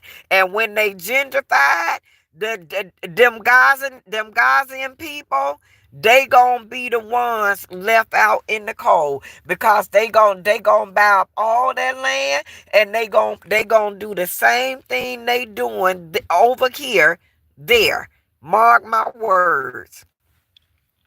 Neat said, "Oh wow, I didn't know." Oh yes, baby. The United States was once sovereignty. Sure was. I know you done heard about what's the name of that bank? The Federal Bank, the big Federal Bank in America. I know y'all to look. Even I done went on there and put my social security number in there, and just saw where they got bank accounts and stuff, in federal bank accounts in my name under my social security number, and it ain't nothing I can do about it. I know y'all done heard about that. I know y'all have. Back then when we were going to school, we were taught about that in school. What is that big federal bank? I don't forgot the name of it. It's the big Federal Bank of the United States of America. And all our social security numbers are up in that federal bank, and they're being used. You understand that? And then they had said back in the early 2000s, they said if anybody is caught doing anything with their social security number in that bank, y'all. Thank you, the World Trade Center. All our social security numbers. No, it's a federal bank. It's a big federal bank, Neek. It's a big federal bank. I don't forgot the name of that federal bank. And all our social security numbers are being used, and all of us got federal bank accounts in that federal bank. You can go right now online to that federal bank, to that website, and put your social security number in there and watch and see all of those accounts that appear under your social security number. And you can't mess with it. You can't F with it, because guess what? You don't even belong to you. That's what you did. So can I? Oh no, baby. Oh no. No, you cannot. Because look, when we were in college, I found out about it in the early 2000s when I was going to college. Everybody was talking about it in Tri-C, in Lakeland Community College. Everybody was talking about it. And we went online to look for it. It's all over. It was all over YouTube. It was all over YouTube. It's the Federal something Bank of America. It's something Federal something of America. It's the big Federal Bank of America, y'all. All social security numbers. Under our social security numbers in the Federal Reserve. That's it. Thank you, Maria. That's it. Maria, so you know about that too, huh? You done heard about that? That's it. That's it. I learned about it in college. I learned about all of that in college. And I went to that website, y'all. It's going to ask you for your social and your date of birth. And you click on something, and all of these accounts are going to appear under your social security number. And each one you click on, it's going to show you how much money is in that Federal Reserve under your social security number. That's it. Yes, ma'am. Yes, ma'am. And if you try to tamper with it, the federal government will be at your door. Period. They've been told us about this. Ben, all of this is because our parents did not know that they were selling us to the federal government. They didn't know. When they got that birth certificate under your name and that social security number, you were sold to the federal government. How do you think the federal government can rest, rule, and abide over your life? Because you are an entity of the United States of America. And your birth certificate and your social security card tells you that you are an entity. Yes, God. Ain't that something, y'all? That's why that mother could not take her daughter off of life support. She couldn't do it. But has she not ever filed for a birth certificate or a social security card under the United States government? Wouldn't have been nothing that they could have said or did. Y'all, Amish people own their own everything, including their lives and their children's lives. It's nothing the government system could do or say to them because they are their own. They don't have birth certificates. They don't have social security cards. They don't have none of that stuff. So they're not linked to a federal government system. And it's nothing that they could do to them people. It's messed up, y'all. It's messed up. It's messed up that we didn't know to do that. It's messed up, y'all, that we did not know that by them having that type of control, we didn't know that we was giving them that type of control over us. It's messed up. It's really messed up.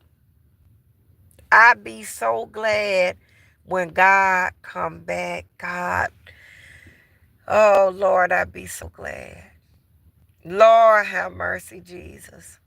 Because y'all know what? When I lay down that night, I promise you, I be so beat up and tired. I swear to God, all I be wanting to do is roll over and go to sleep. Because I be so mentally drained from the beat down, the kick downs, the knockdowns, the smart mouths, the bigotry, the racism, the ditch digging, the stumbling block, the backbiters. I be so tired, y'all, of dealing with the attitudes. Oh my God. I be so tired in the course of a day. All I could do, I do all I can to call Mr. Jerry. And every time I talk to my husband, y'all know what? And I'm going to tell y'all the season that the devil got us in. The season that we're in. The more money, more problems. That's the season we're in. The more money, the more problems. But God. That's all you can say, y'all. But God. I'm telling y'all, it's truly beyond me. It is, y'all. It's just when you close your eyes, all you feel is peace. When you open your eyes, all you feel is just problems. Problems, problems, problems. And you be like, Lord, have mercy. But then I look back, y'all. I sit here in Chestnut because it's so enclosed and it feels so good. You see what I'm saying? Look, y'all. When Cutie Pie in here, look. Lay down. Go and get back on your bed. You can't call her name because she going to get up and come and harass you. When Cutie Pie in here, look. When Cutie Pie here, y'all, we be in here with the TV on. Cutie Pie be on her bed. We have the doors open. The windows open. And we be asleep. We don't have no problems. No qualms, no issues, no problems, no nothing. Soon as I open that door, y'all, And Cutie Pie in my daughter's house. Cutie Pie go through the door barking and howling like a wolf. My daughter said, Mom, why every time Cutie come in here, she do that? I said, because she sees spirits in here. She see people. She said, Mom, how you know? I said, because she was trained that way. She was trained that if anybody, human or thing, is near me and I don't know it, she barks to let me know that it's near me. Y'all hear me? And I told my daughter, I said, whatever spirits are in this house, they're not bad spirits. They're kindred spirits. Because if they were bad spirits, they would have done ran you the hell up out of here. So whoever or whatever spirits are amongst y'all, they good spirits. Period. That's it. And I believe that. I really do. Just like I sit here and I meditate on what that guy, the husband, said about his wife and about his wife family. That dude said, yeah, oh yeah, they got roots on me. I know they do. Y'all, if a person think that somebody got roots on them, they not gonna beat the hell out of them. They're not gonna put their hands on that person in no type of way because of what they're capable of. You understand? Now, somebody had a strong hold on him. Somebody. And it probably was one of them girls that he had been cheating on his wife with. They said allegedly that the girl that he cheated on was her friend. That he cheated on her with was her friend. That's why he was trying to say that the dude that his wife cheated with was his friend. But the wife said, I ain't never cheated on you. That was my friend. Y'all, for the daddy to have said, now you can finally rest, that says, it showed me a lot about who the is. That dude came from a long line of woman beaters, allegedly. Because he didn't have no problem with beating her up at all, at any given time. He had a controlling spirit. See, when they can't control the narrative, they be ready to crash out. Because before they let you air out any of their dirty laundry, they'll silence you for good. It was something that girl was finna tell on that dude. And it had to do with another man. And the dude said, go ahead. Go ahead. Go ahead and watch and see what I do to you.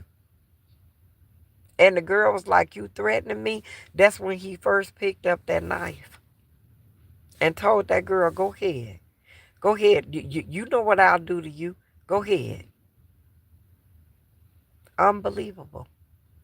Long as he was airing out her, everything was okay. From that spirit came from his father, them allegedly, because I don't know them for sure. But when boys grow up to be woman beaters, that's learned behavior. And I know it for a fact because I got a brother that's a woman beater.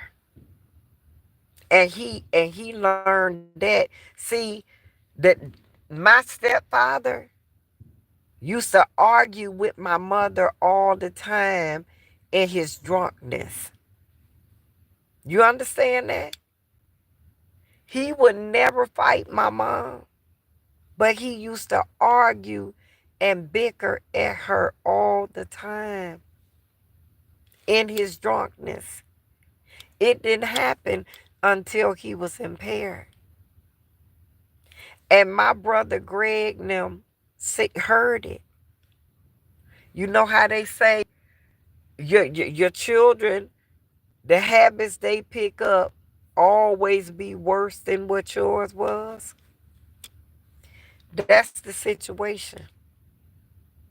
See, Greg didn't see my stepfather beat my mom because he didn't. But what he saw was verbal abuse. So what he grew up doing was not only verbally, but physically too. And I can't stand it. I can't stand a man that fights a woman. Our strength would never equal y'all's. And I can't stand a man that cheat and try to mess over and manipulate his wife because he know he can. All those are controlling spirits. Them spirits, y'all. Them handed down spirits from ancestors. You understand? People don't just grow up to be certain things. And if you don't see it in your current family, go back through your family history. We had witches in our family. We had warlocks in our family. We had mermaids in our family. We had giants in our family. We had all that, y'all. All that, everything that y'all have seen that's in this world once existed.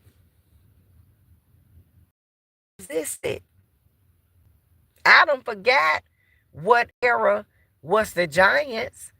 Mr. Jerry told me what era was the giants in the Bible. He told me. He told me how giants became to be. And I forgot. Mr. Jerry done taught me so much, y'all, about the Bible and the ins and outs of the Dead Sea Scrolls, the whole nine. I learned from my husband. I really did. I really did. Y'all, I don't know. I sit back and I reminisce, y'all, all the time about this world. And I find myself sometimes questioning God. But I can do that because I serve him faithfully. So I can do that, y'all. You can't do that if you not a devout. You can't do that. But I proclaim to be a devout. So I do. And I ask him all the time, where were you when people that claim to protect and serve unalived a young man for playing in the park with a toy and he's a kid? Tamir Rice. Where were you, God? Where were you when Trayvon Martin was walking through his neighborhood with a hoodie and a fruit punch and a bag of Skittles. Where were you, Father? Y'all, and I'm finna tell y'all, Trayvon Martin, I'm gonna tell y'all another synopsis at how you can look at things. Sometimes the punishment don't come until generations down. You understand? Sometimes the wrath of God don't come till generations down. When people think that they can do wrong and get away with things, sometimes you don't see the payback till generations down.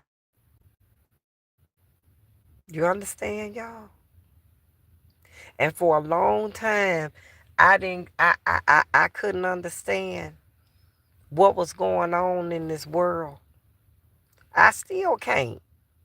I still can't, y'all. I still find myself wondering.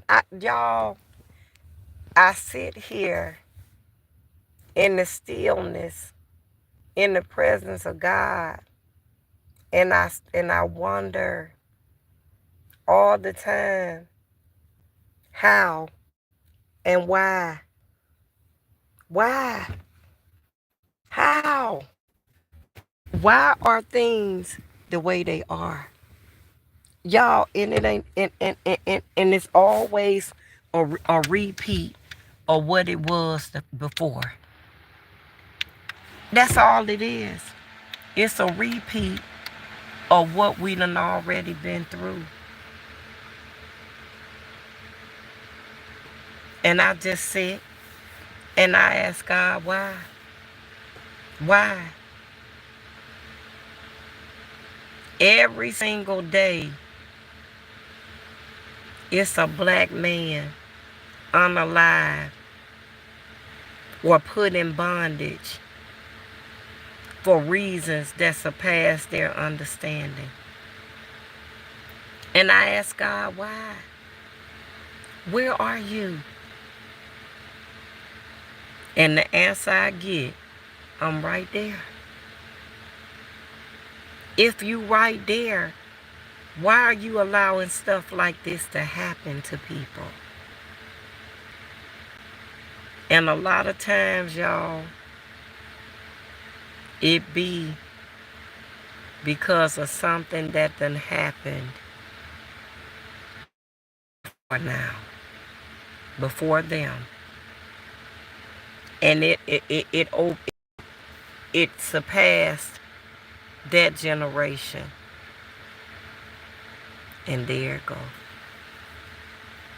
People fools if they think that they can get away with doing wrong, everything wrong, kill, steal, and destroy.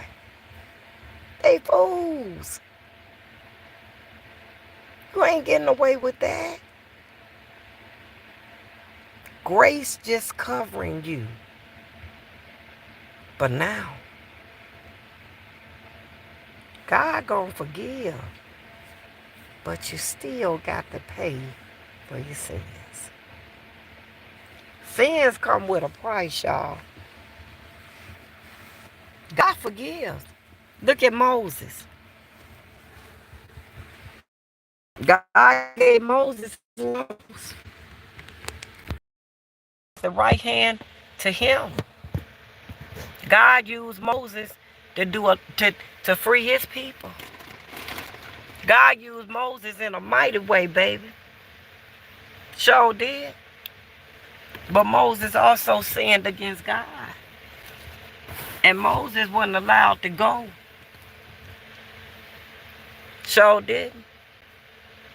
God didn't allow Moses to go. God didn't allow Moses to see the promised land. He came to it. God allowed him to see it, but he couldn't cross over. How many Moses we got out here in this world, y'all? Wasn't that Moses that unalived his wife? Wasn't that Moses? He'll never see heaven. You left here in hell, and now you in eternal hell. Can you imagine that? Can y'all imagine what the devil said when he saw him? Can y'all imagine that?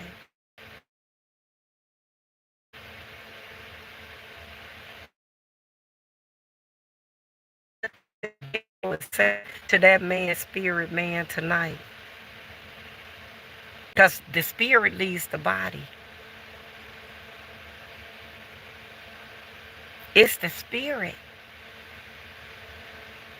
that goes with the Lord, that goes on a journey. Spirit that when you are, your spirit man be laid to rest. He'll never have rest ever again in life or in the afterlife. Can y'all imagine that? Can y'all imagine living here on this earth all this long time, going through trials and tribulations, knockdown, punches, beat down, throw down, knockdowns, disappointments, heartache, pains, trials and tribulations, stripes, ditch dig and stumbling blocks, people just, everything. Can you imagine that? Going through that throughout your lifetime, only to get to a place in life and never get to see the other side of grace and mercy. Can y'all imagine that? These the things that I sit up, y'all, and it just plays in the back of my mind all the time. This is what I think about being in Chestnut. These are the type of things that crosses my mind, especially when a young person passed. That really crossed my mind.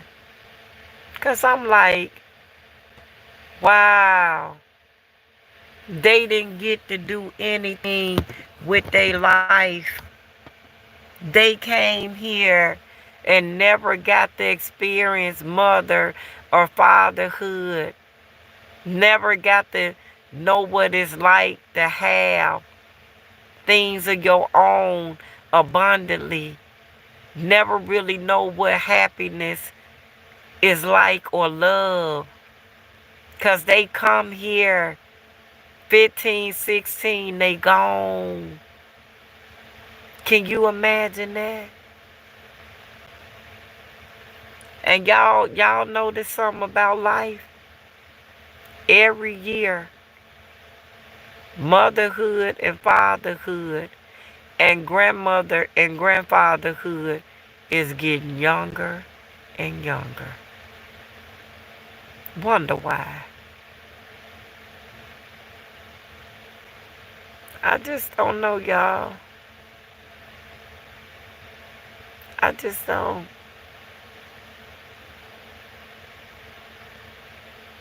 Y'all, I sit here and I close my eyes and all I do is meditate. Just think about the goodness of God. All the situations I'm in. And what am I going to do next? What? Mm-mm.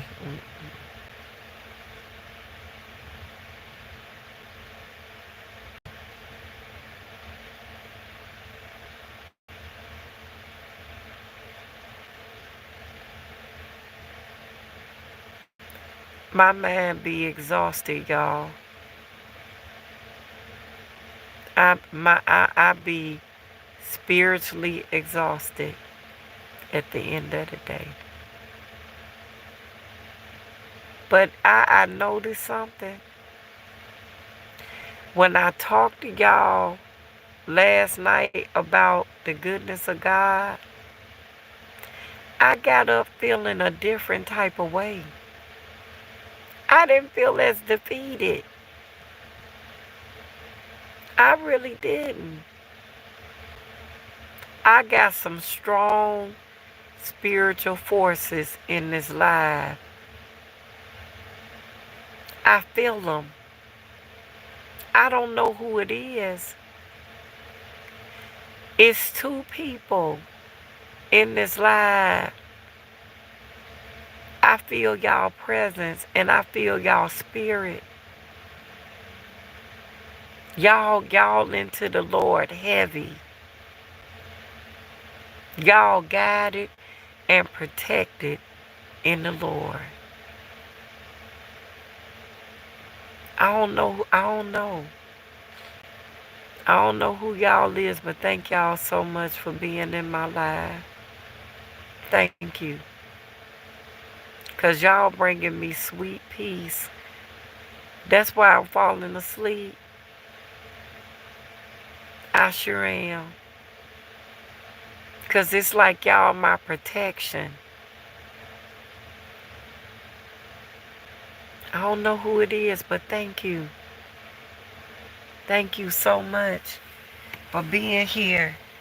And thank you for loving Miss Jerry. Because the devil been trying to get me, y'all. He was trying to get me through my God brother. He sure was. He caused that man to crash out, y'all. He sure did. And it's sad. It really sad. It's a sad thing. It really is, y'all.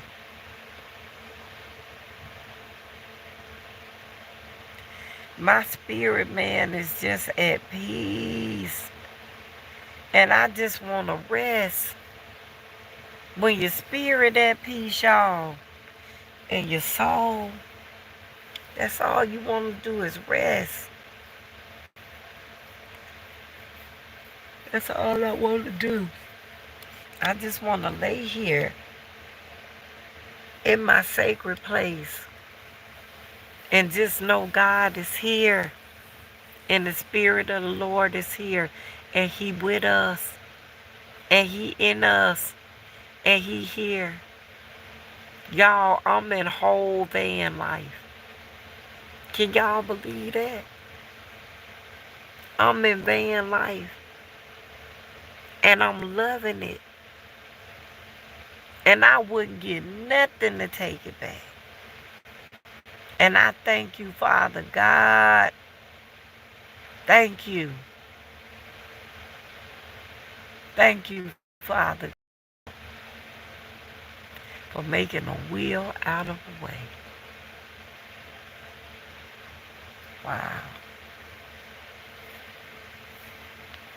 Y'all, if I fall asleep, just come on in and say, Miss Jerry, sleep. We gonna let her sleep. God bless her. That's all I want y'all to say. Amen.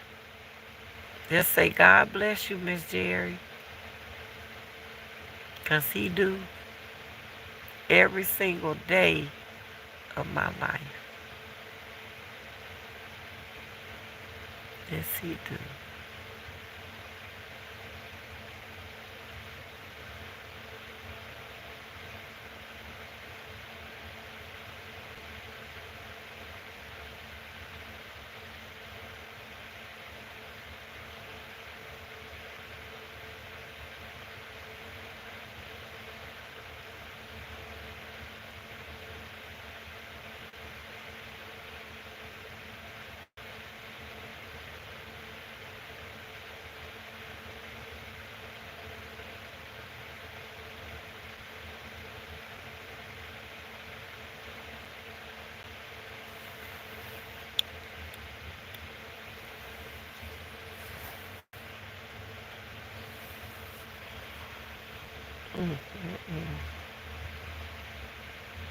Y'all, I'm at peace.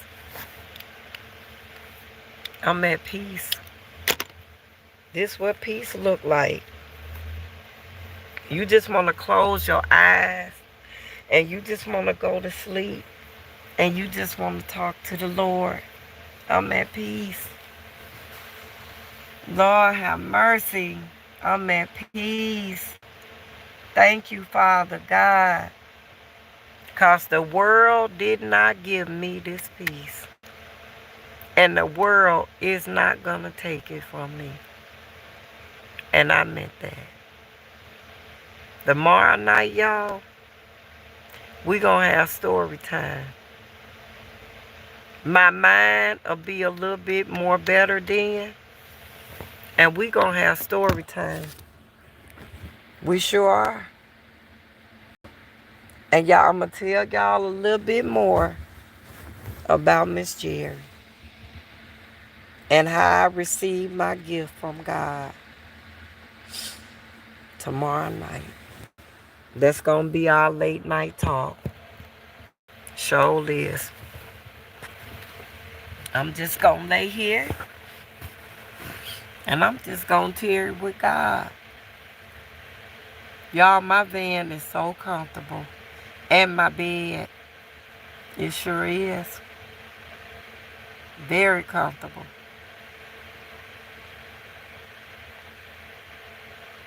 Don't forget to say y'all prayers. Because I ain't going to forget to say mine.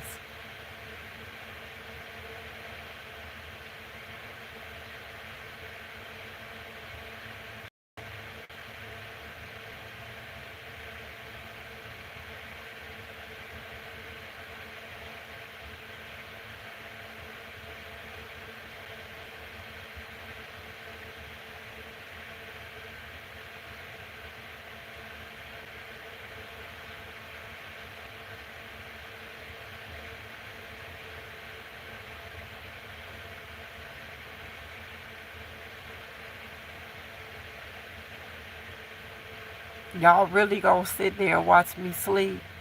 Y'all crazy.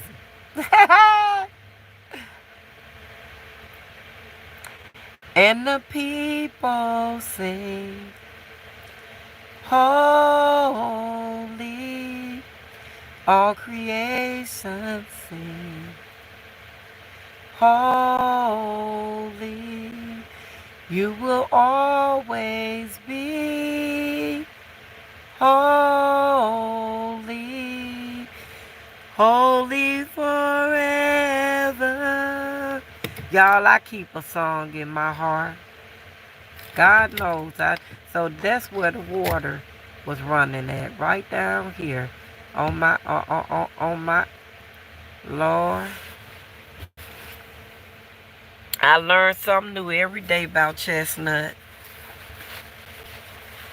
Cutie Pie be sleep, y'all. As soon as you call her name, she hop up like a deer in headlights. It just don't make no sense. It really don't. Y'all know what? I got so much to tell y'all. It don't make no sense. Let me see. Let me give y'all a story about my life tonight. Let me see a good one. Now, last night I was telling y'all how I started hearing the Holy Spirit, and I'm legally deaf. I stopped with when I had to leave home. Then when I went to the foster home, because right after I think I left off when I was telling the story about how all my friends, what you doing? Get your tail on that bed and lay down. How all my friends rallied around me and got me to safety.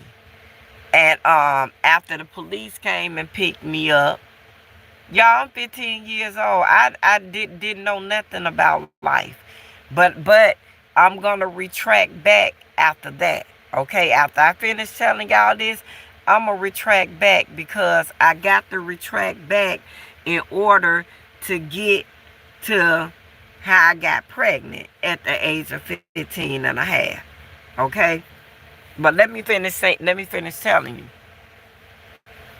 So after I left home and I ended up on Small Avenue with LaWanda Woods and Annie Lowe now, Annie Lowe had a social worker because she had two little girls at a young age, at a very young age. And they thought that maybe, some foul play had went on. But she was just a young girl that had children young. Being from the South, that's the way it is.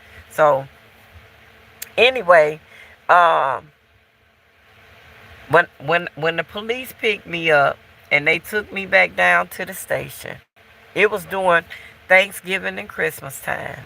They put me in foster care. After they put me in foster care with my next door neighbor's boyfriend's mother, Miss Macmillan. I'll never forget it. Y'all, I was miserable there. Still didn't have no idea that I was pregnant.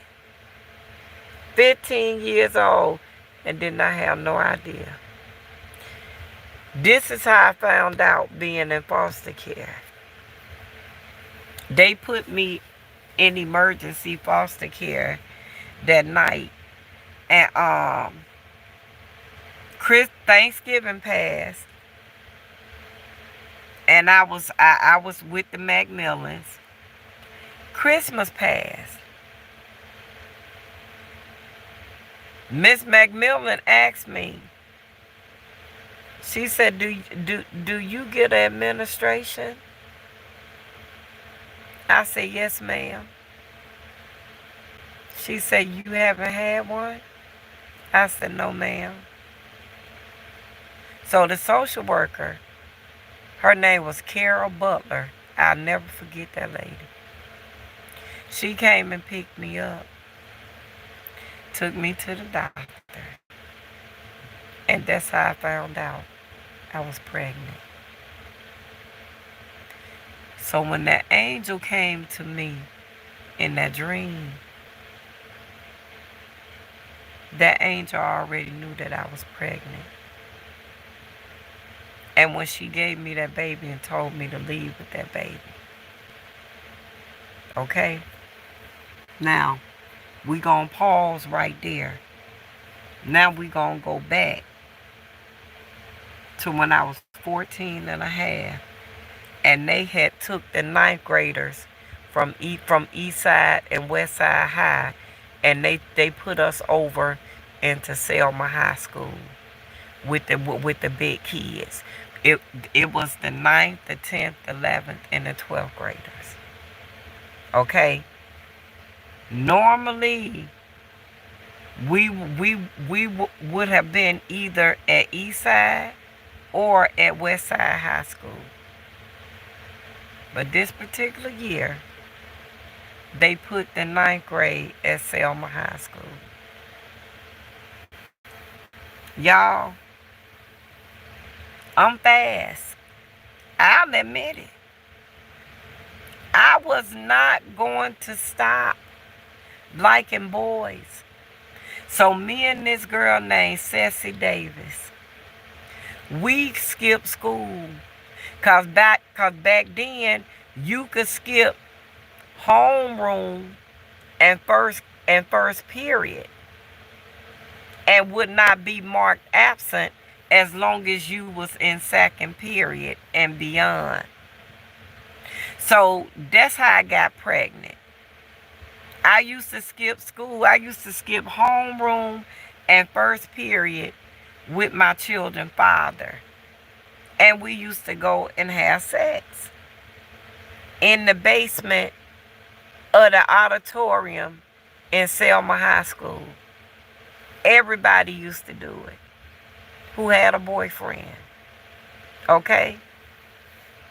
Y'all, I made the conscious decision and what I thought was a right decision. Okay?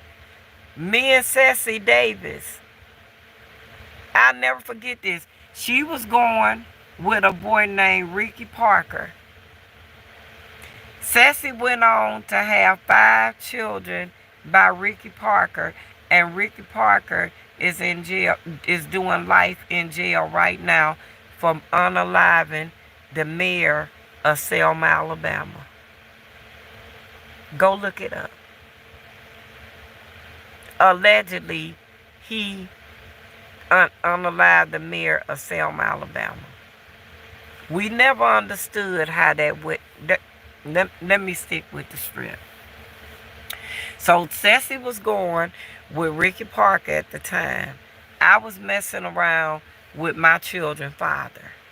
I went on to have 3 kids by my children's father, and we stayed together 13 wonderful years. Okay? He was my reason. You understand? He was my season, and he was my reason. Okay? Y'all, me and Ceci made the conscious decision that we were going to skip homeroom and first period and go downtown and get on birth control pills so we wouldn't get pregnant.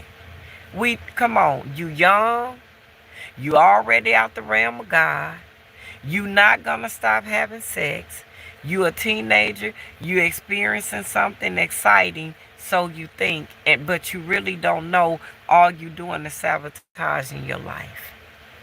But as a young person, you don't think about things like that. Okay? Y'all, this is how I received my gift from the Lord. This is how I knew that the Holy Spirit was with me. This is how I know I was anointed and appointed at birth through my mother. Y'all hear me? I goes home that afternoon. Me and Ceci go down there. You know, they give you, they take your blood. They give you the little pap smear and all that other stuff. But before you leave there, you're leaving with some birth control pills. One of the ladies that worked down at the health department knew my oldest sister. My oldest sister was a private nurse, RN. She used to do private cases for the health department. The HIPAA law had taken effect. Okay? My mother couldn't even call and get information about me. Y'all hear me? Not when it came round to stuff like that. Okay? Y'all, somebody down at the health department knew my sister and told my sister, I seen your sister, your youngest sister, down at the health department today getting on birth control pills. She went and told my mama. When I got home from school, the second day that I had we had got our birth control pills. When I got out of school, the second day, y'all, I was met with my mama in the playroom. And my mama said to me, she said, did you go down to that health department and get on birth control pills? I said, no, dear. I said, no, I ain't go down to no health department and get on no birth control pills. I wasn't going to tell my mama nothing like that, because that meant I was having sex. And I told her no. I said, no. I said, no, I ain't go down to no health department and get on no birth control pills. Y'all, that night when I went to bed, I heard that voice say clear as day, When you get to school in the morning, take them birth control pills out of your locker, 'cause your mother is coming. Clear as day. Y'all, the next day, I think we went down there on a Monday and we got on birth control pills, 'cause they had walk-in time. And we left school and we went down there and we got on birth control pills. By that Tuesday, whoever that was that worked with my sister had told my sister that I had been down there. So I was only on the pills for 2 days.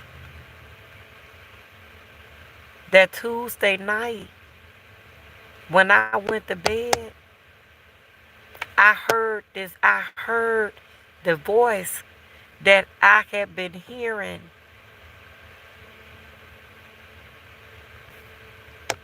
When you go to school, get them birth control pills out of your locker, 'cause your mama coming. Wednesday morning, y'all, I got the school.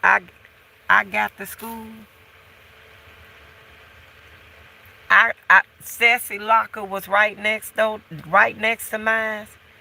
I said, Ceci, put these in your locker, 'cause somebody went and told my oldest sister that I was downtown getting birth control pills. And I told Ceci, I said, put these in your locker. I said, 'cause I got a feeling my mama gonna come up here today. Y'all,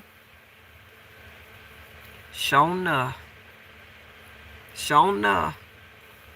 First period, nothing. Second period, nothing. Third period, nothing. Fourth period, Shirley, report to the office. Your mother is here. Report to the office. Coach Maxie. I said, ain't this about it? I couldn't believe it, y'all. But yes, I could.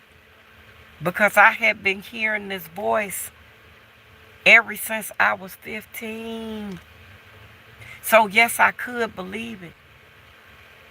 I go to the office. My mama there, y'all, with a belt.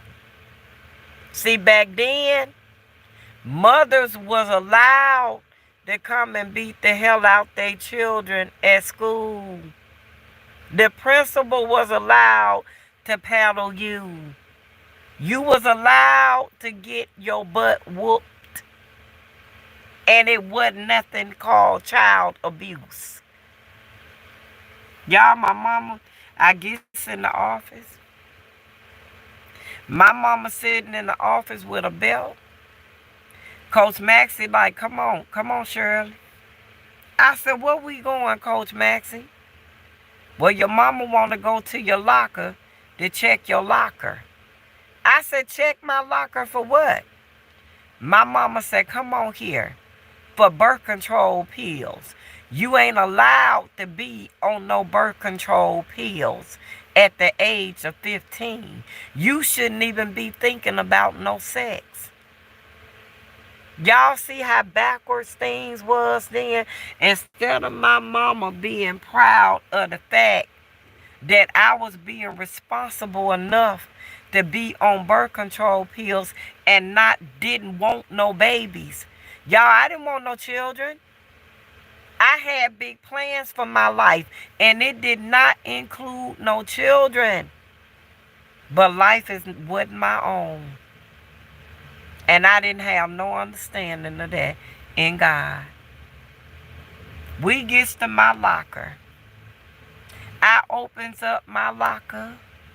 My mama searched the world over and did not find them birth control pills, because the night before that voice came to me in my sleep, in my ear, and told me, when you get up and go to school in the morning, take them pills out of your locker, 'cause she coming. And sure enough, the way they told me the Holy Spirit told me it was gonna happen, it happened. Had my mama found them birth control pills, that would have gave her an indication that I was having sex at the age of 15, and I would have gotten killed. You understand? So, after she left, I kept taking my pills every day at school. But after I ran out, I was scared to go back and get more because somebody down there knew who my sister was. And I was not going to stop having sex, y'all. I was young, didn't know nothing. And that's how I ended up pregnant with my oldest child.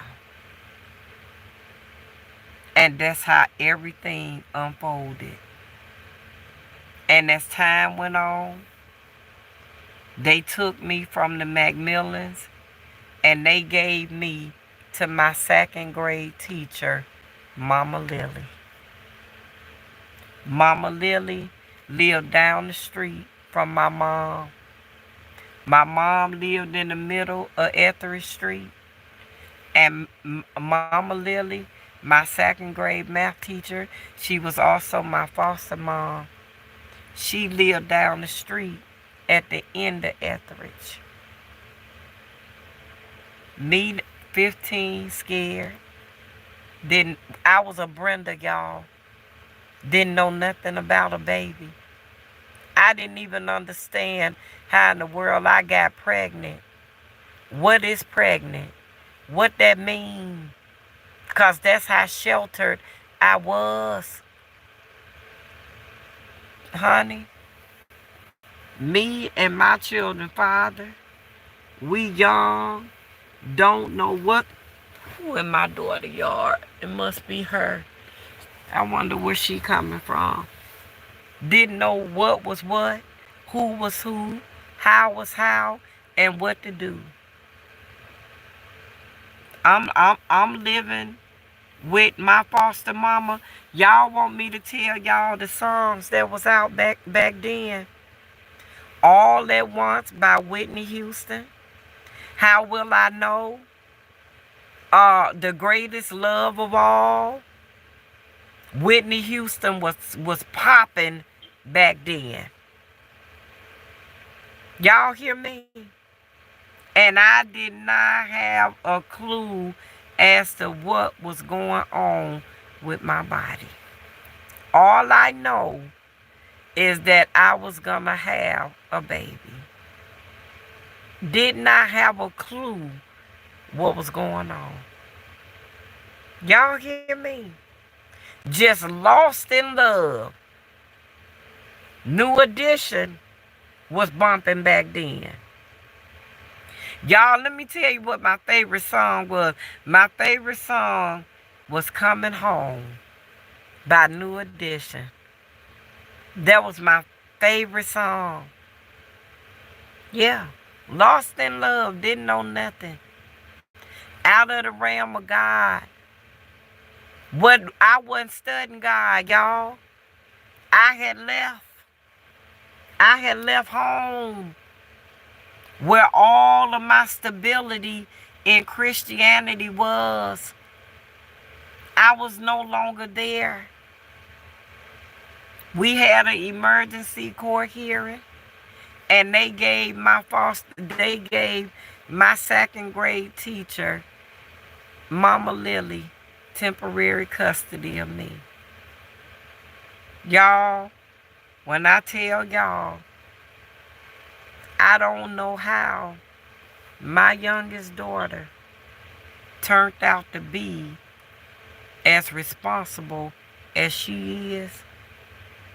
And the things that I went through bringing her in this world, I don't understand it, but I thank God for it. Because you know your first child, you learning by trial and tribulation. And you know your first child gonna go through everything you go through. Cause you learning. You don't know nothing about motherhood. You don't know nothing about nothing. All you doing, all you know, I done had y'all, and when I tell y'all, pregnant, oh my God, oh my Lord. Just thinking about them days, it was bad. It was bad, y'all. That's why if I could steal just another chance at life, what I wouldn't do different. I thank God for my children, but Miss Jerry did not want no kids. Do y'all hear me? Kids were not in my future nowhere. I didn't want no kids. I didn't want no grandkids. I wanted to be that auntie that came along, played with her nieces and nephews, spoiled them, and left. I had big plans for my life, and they did not consist of no children. I really did not want any kids. I ended up having 3 kids by the same man. We reigned for over 13 years. He was a season, y'all, and he was a reason.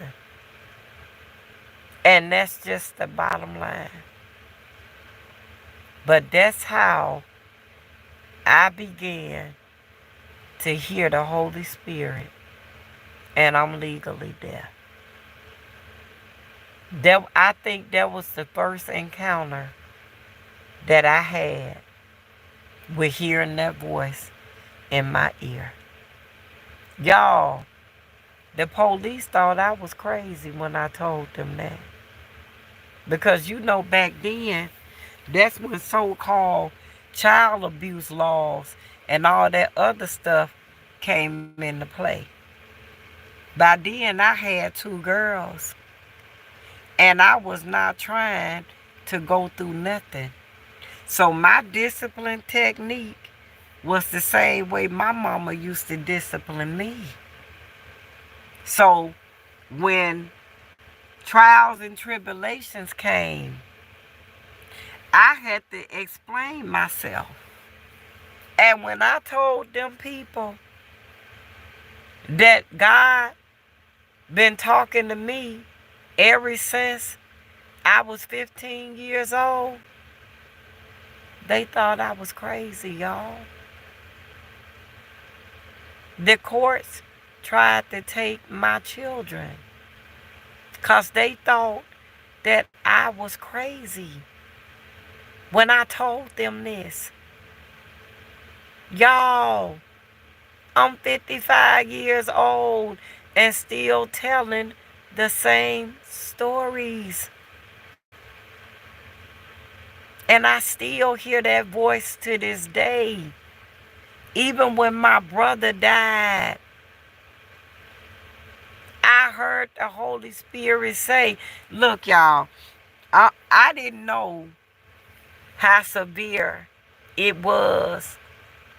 I didn't know that my brother died in my arms on my mama's sidewalk that day. I did not know that. I'm thinking my brother was okay. And when all of them came out that car and I didn't see my brother, I heard the Holy Spirit say clear as day, he with me now. Clear as day. And I had a fit because that was my favorite brother. Y'all hear me? Wait a minute. Scoot, Roy, Tyrone, Greg. He was my 5th oldest brother. I have 8 brothers and 2 sisters and myself. And my brother was murdered through my stepfather's drunken rage, he had my brother killed the day after his 18th birthday. And his girlfriend was pregnant with his baby, a boy named Corey. He up here with his auntie too. And my brother never got to see his son. And he the spit image of my brother. And Corey, we tried to make sure that Corey, life was okay. We did. We tried to keep him as close to us as we could. Y'all, that's what drawed a wedge between me and my mother. I'll tell y'all all about it. That'll be story time for tomorrow night. How my brother Jeffrey lost his life through a drunk's rage. Yeah. That's how I know God, grace, and mercy covered me.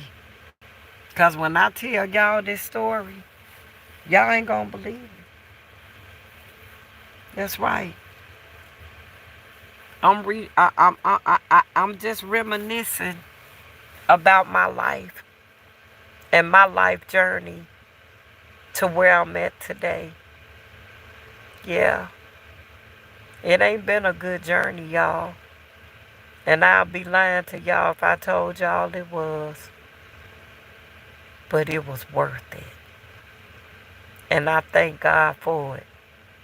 Every single day of my life, I thank God for this journey. Yes, I do. And I wouldn't give nothing to my life story. That's why I love my husband so much. And I thank God for him. Because Jerry is my protector, y'all. My husband don't let no hurt, harm, or danger come to me. He loves me. And he adores me. And I thank God for him. God knows I do.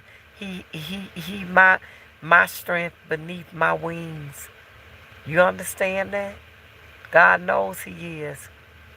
I love my mother, y'all, with all my heart. Because I know mothers don't come with instructions. Motherhood come by trial and tribulations. But y'all, sometimes them trials and tribulations can play a part on your children's lives that's irreversible. Do y'all hear me? Sometimes the trauma that y'all put y'all children through, they ain't meant to be put through that. In the name of a mother and a father, parents. It ain't meant for them to go through that. It really not. All I'm going to tell y'all keep y'all children grounded. And try, you know what, y'all? The things that I went through as a child, y'all, it was 11 of us. 3 was gone. 8 still was in the household. We had the best of everything. We were them children. Ain't y'all done seen them kids, the family who live on the block, and they got all the kids. And all the neighborhood children were friends with one of them, with somebody in that family. So our house was the house that all the kids came to, because my mom had the most children. Even out of her brothers and sisters, my mom had the most children. My mom, God multiplied my mother's generation as numerous as stars. And when I tell y'all, if we didn't have nobody else, that come to our house, it was still a party and a good time just amongst us. Can I tell y'all that? Can I tell y'all when my mom passed? Can I tell y'all just to look at my mama generation? God blessed her. Y'all, I didn't hold nothing against my mama that I went through. I did not. I didn't like my mama very well for a while, and for a period in my life, until I got grown and I understood what life was about. Then that's when I started to really appreciate the mother that I had, that I have. Because to me, my mama's still here with me. You know, mothers don't come with instructions. They learn through trial and error. Mothers don't have guidance, y'all. They not at all. So if you think you ain't got the best mother, pray and talk to God about it. That's all you got to do. Tell God. Tell God. Because y'all, for a long time, I used to be like, I don't like my mama. I wish I could get another mama. Because you look at your friends and you look at the things that they mothers was, and so you thought. And in all nationality, you don't even realize until you grown. I had the best life with the best mother that I ever had in my whole. If I could steal a piece of my childhood back, I'll do it in a New York minute. That's right. Was I done fair all the time? Who has been? Who has been? Who could say they have been treated fair all the time by their parents? No one. But it don't make them bad parents. It make them confused and misguided parents, but not bad. Y'all, I broke a generational curse, and it wasn't easy. Because the same way my mama used to discipline me, I discipline my children.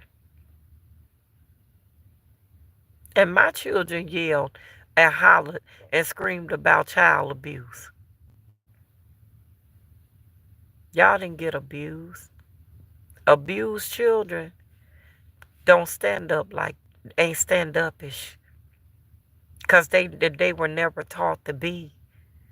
And they don't know to be. So they would never, a lot of these kids that walk around here and holler about they being abused, they ain't being abused. Not at all. They just don't want to obey their parents. But they gonna wish they had her when it's all said and done. Because can I tell y'all something, baby? Ain't nothing like life lessons and life guidance. A lot of kids ain't even had the opportunity or was never afforded an opportunity, a choice to live that way. You understand? So when people turn around and think that they didn't have and didn't like the parents that God blessed them with, think about the kids that wasn't even afforded an opportunity or a chance at a parent at all. It's enough to make you grateful. Because people do not treat your children the way you're going to treat them. They not. They not, y'all. In no kind of way. They not. Mm-mm. That's why what wasn't instilled in me, I instilled it in my children. These children don't raise their children right neither, y'all. They really don't. These kids, these kids today, they lost. They lost. God mourns every day for this generation. Cause they lost, baby. The mothers don't want you. The mother 12 years old don't want the grandparents to discipline their children. Turn to talk about the grandparents to their children. Turn the kids against the grandparents. Then when they can't control them, they want the grandparents to control them. When the grandparents is trying to tell y'all alone, you need to do this, that, and the third with your child, and you took it personal. Now you want your mothers and your fathers to come along, and you want them in their older age to discipline your children when we were trying to do it when you were raising them. I got a daughter like that too. I sure do. I sure do. She don't want you to say nothing to her children at all. She don't care who you is. She feel like she the only one has a right to say anything to her children. What do? Y'all, Miss Jerry ain't finna lose an ounce of sleep worrying about nobody else's children. Not even my own. Cause guess what? That's they red wagon, and they hold a toll. You understand me? Not mine. Cause just like I told my youngest daughter, you gonna cry many a days because of that little girl. And I ain't like it. They start young, baby. When they misguided, they start young. They give you hell young. You understand that? When they misguided, it starts young. So see, why everybody think that people on social media got it all together, y'all, they got some of the tore up as lies that y'all ever want to see. Y'all want me to tell you why? Because too much is given, much is expected, and much is required. And people on social media think that because they on social media that they untouchable. No, sweetie. No, because God can always put his hands on you at any time, at any place, whenever he see fits. And sometimes he do. And it don't be so good. Not at all. If y'all parents in this world and y'all young, y'all better let y'all parents help y'all guide y'all children. Because can I tell y'all something? We seriously living in the times where it take a village to raise one child now. We sure live. That's why I go back to. And then y'all got to remember something too. A lot of these kids got their parents' DNAs.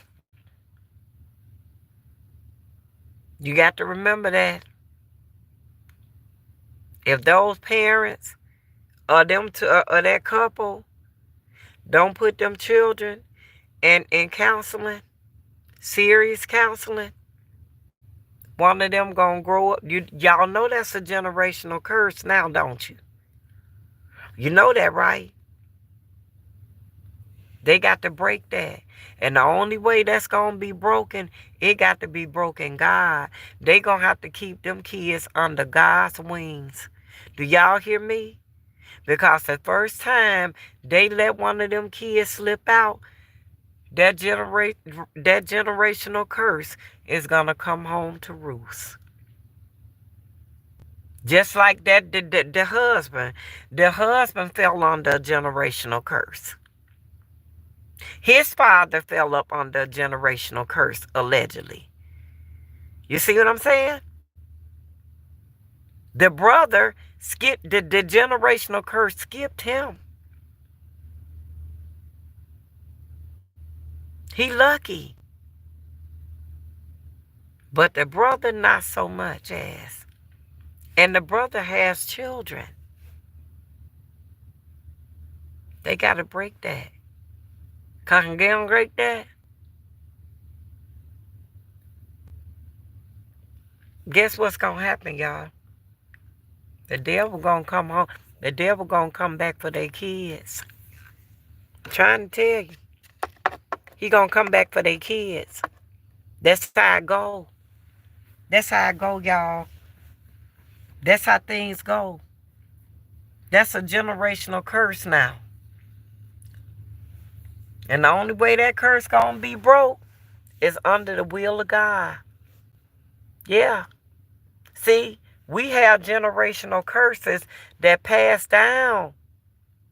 That a lot of people don't even believe that they exist, but they do. And they got to be tamed. If you don't tame a generational curse, it will grow and it will manifest. Yeah. Look how my brother became a woman beater. Just off watching my stepfather verbally abuse my mom.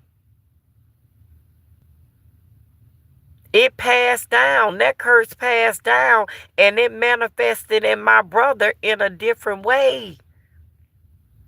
Whereas my stepfather was verbally abusive, that curse passed down and it grew. And my brother grew up to become a physical abuser. You see? If you don't chop and screw generational curses, they'll keep growing and growing and growing and growing. And every time they grow, they gonna grow in the worst way. It don't never get good. That's why it's called a generational curse. That's right. That's right, y'all. Trying to tell y'all. I sure am. I just don't get it though. I just don't understand it, Father God. I just don't understand why Christianity gotta be so hard and so harsh. I just don't understand it. Yeah. And y'all know what? I probably would never understand it. That's what's so crazy. I probably will never understand it. As long as day I live, it probably will never come to me. Why stuff the way it is? Yep.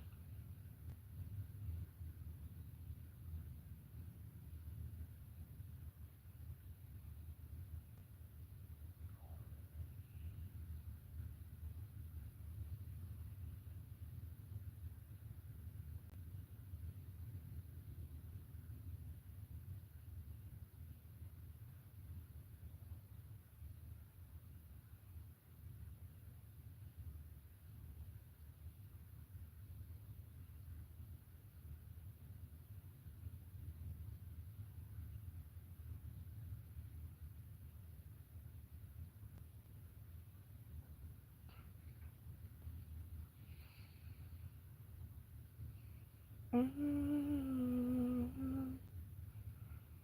Mm-hmm. Y'all, I dozed off. I sure did. We can go to sleep together. Miss Jerry snore too. I sure do sometimes. When I'm in a restless sleep, yeah. I sure do. I just don't wanna get off live. I don't know why. I just don't. I just like being in the presence of kindred people. I really do. Yeah.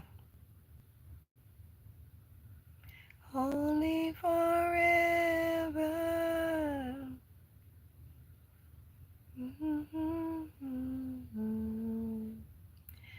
Holy,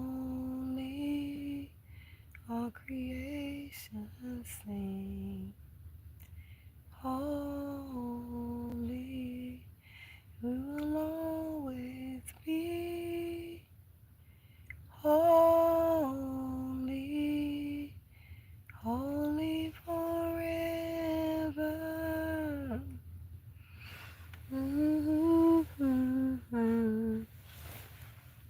Holy in creation. Holy.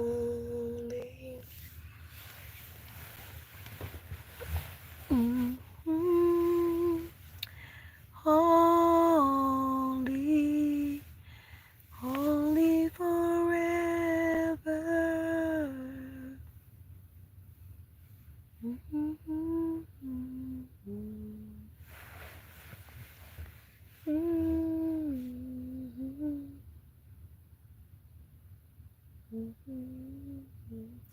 Good night, Mr. Jerry. I'm going to bed with my YouTube family. I sure am. Y'all, what y'all getting into this weekend? What? Tell me. Who gonna do what? I want to get up and go in the house, y'all. I don't know why. My daughter ain't doing nothing. Y'all, I plugged these holes the best way I knew how today. I think I still got some more I need to tend to up through here. I'm gonna do it all tomorrow. I'm gonna do a recording tomorrow, y'all, of Chestnut, our van build out with Chestnut. We gonna start at 10 o'clock. And I don't know if I gotta come live at 11 anyway. So I think I'm gonna already be on live. And then I'm just gonna do my devotion and stuff while I'm on live. That's what I think I'm gonna do. I'm gonna stop and do my daily devotion and my discussion. Holy, holy forever. Yep, that's what we gonna do tomorrow, y'all.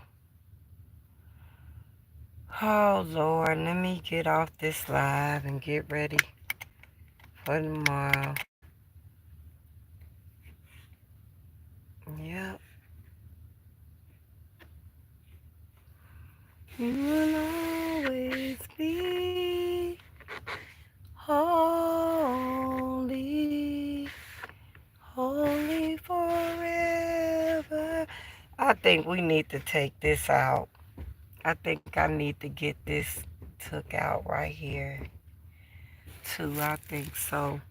Because I think up under here is bad. Because it been raining. I think what's up under here is really bad. I really do.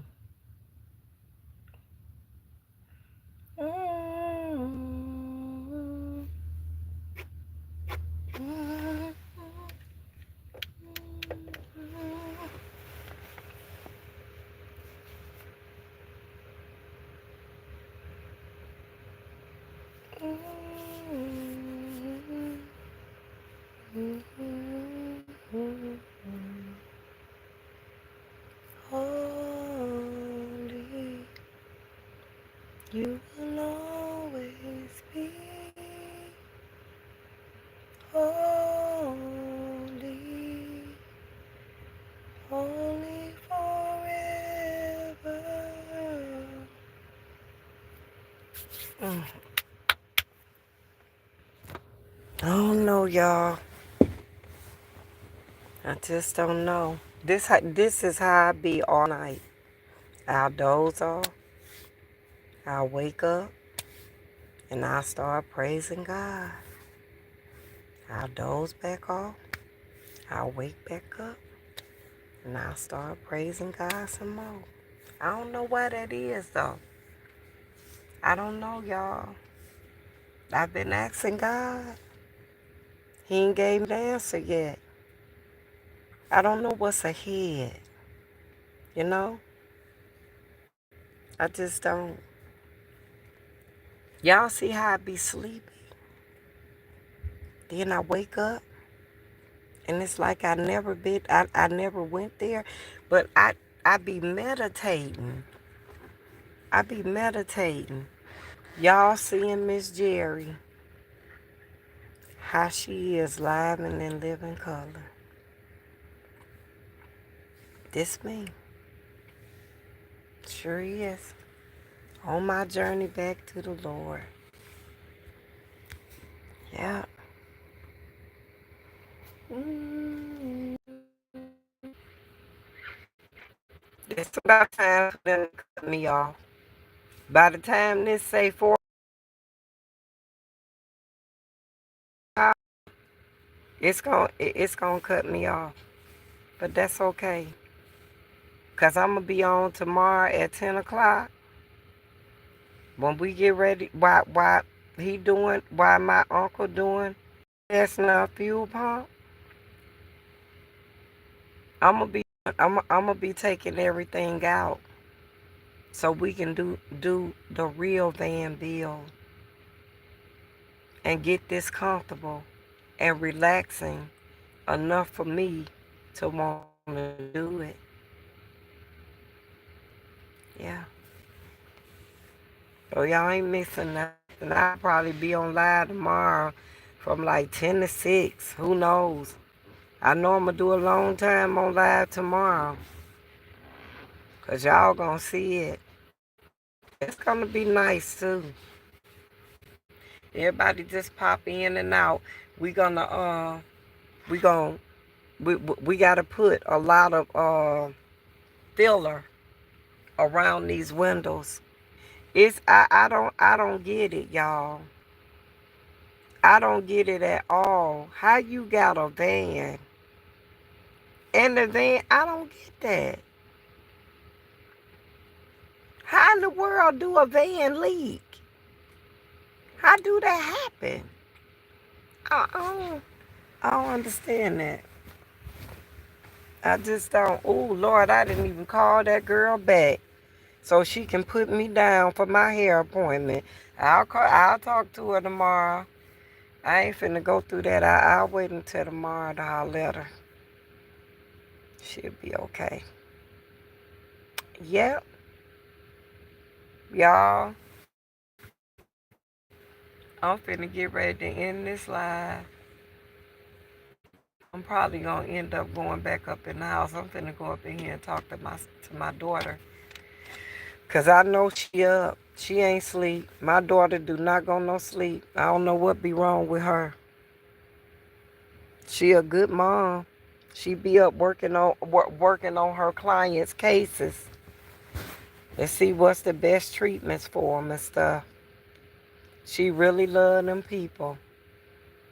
She really do, and I thank God for that. I thank God that my daughter, because I told her, I said, if you gonna get into nursing, don't mistreat nobody, mother, father, baby, because God will condemn you quick for that. Treat people like you will want them to treat your parents. Because God will put your parents in the same situation that somebody else's parent in that you mistreated. And I believe that with all my heart. I really do. I wonder where my husband at. Mr. Jerry, are you in the live anywhere? I know he at his second job now. I know he should be. Y'all, I miss my husband. I can't wait to see Mr. Jerry. We gonna have fun. We really are. I miss my husband. I miss getting on his nerves. I talk about everything, y'all. I really do. I got 30 more minutes to be on live on for the night. I'm trying to set a pace here. So I got to stay on. I got to stay on. I'm going to sleep for 30 minutes. I'll get up and turn the live off. No, I'm not. I was just playing, y'all. I ain't going no bed on y'all. Holy, holy. Hold on, y'all. Here I come.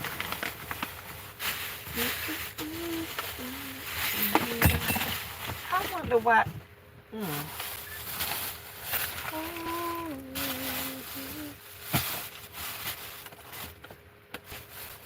Cutie pie, go to bed, baby. Go to bed. Go to bed. Go to bed. Go to bed. Go to bed, girl. What you doing up? Take your butt to bed. I'm getting ready to go in the house. I sure am. You gonna go with me?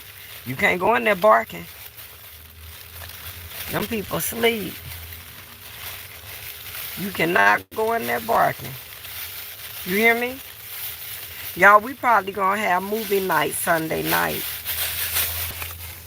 Yep, we probably gonna have it Sunday night. I turned the TV off. I only keep it on for some to downsize it to a RV TV because the counter power it burns. All of my stuff burns a lot of power for some strange reason, and I don't know. Y'all, I bought a lot of popcorn today from this guy who was selling them, and all different flavors. And so yeah.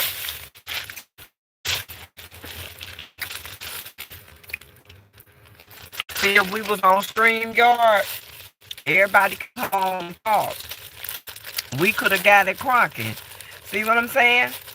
Y'all let me know if y'all want me to do our late night lives on StreamYard, and we can do them on StreamYard, so people can be able to come on and participate with the live. See what I'm saying? When I get off the phone with y'all, I'm going in the house and probably gonna cut my TV back on and probably sit up and eat me some snacks. That's probably what I'm gonna do. Sure did. I don't know, y'all. I don't know about life. Life is strange. Life is real strange. Life's so strange, it's ridiculous. So there. Look how the devil had me dozing off in my life. Look at that. It's just sad. So there.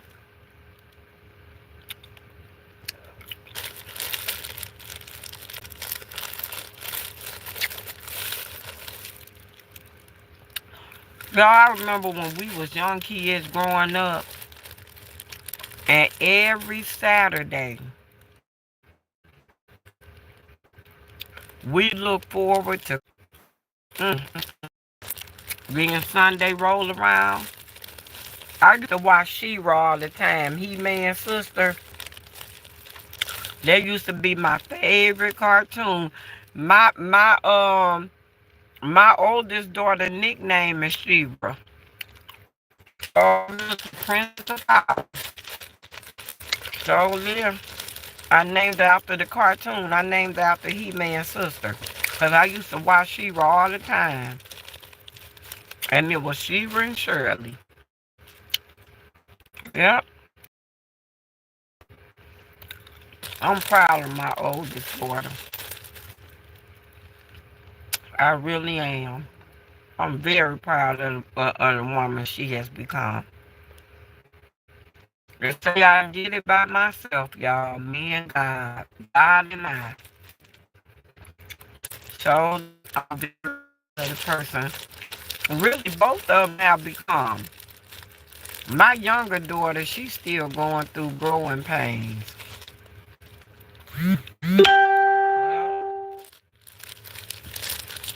Here go Facebook dark behind. I do not be on Facebook, y'all.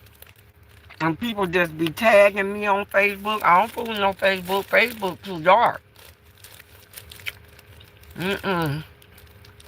I got to stay within my niche, and it darn sure ain't no Facebook. I don't see how people can fool with Facebook. All money and good money. I don't want Facebook money, and I don't want I deal with TikTok before I deal with Facebook. But Facebook just too dark. That's where all the haters at to me on Facebook. Cause I see people, content creators, that got their content on Facebook. They be catching hell on Facebook with them people. I ain't got time for that. I ain't going no Facebook. God ain't sent me to Facebook. I ain't going. I'm gonna stay right here on YouTube. I don't need no lot of money. I ain't got that kind of time. I got to do what God say do. I ain't got that kind of time. Twitch. I don't know about no Twitch neither. I ain't got time for that. I'm staying right here on Facebook. And I'm going to do my Christian content. I sure am. Y'all, I just don't understand it. I don't understand life. Life is something. Life too much for me. Sure do. Now, when I get off live with y'all, I'll probably be up until like 4 o'clock in the morning. Y'all don't believe me, do you? That's how I sleep. Mr. Jerry will tell you. Ever since I've been on my walk with the Lord, I sleep in like 10 to 15 minute intervals, and I toss and I turn all through the night because I be having weird dreams or something. I'm going through something, and sometimes I just get up, y'all, and I be like, Lord, what is it? What is it? What is it you trying to tell me? Because I cannot sleep. I wish I could get in front of a camera and stay asleep more than 30 minutes. But I can't. It's like if I sleep, I'm going to miss something. I'll sleep when I'm dead. Shit, I don't worry about it.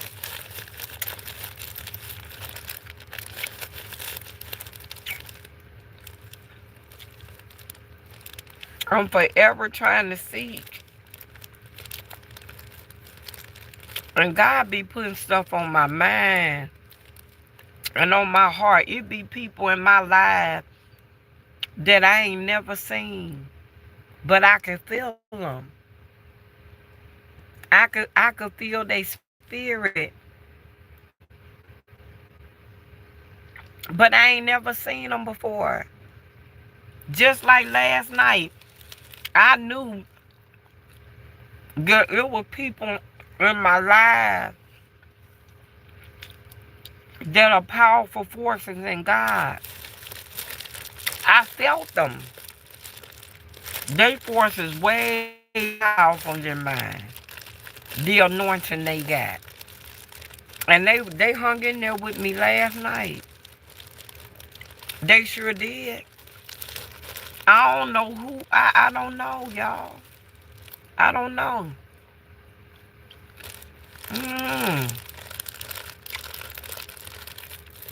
I'll never forget when I went over one of my friends' houses,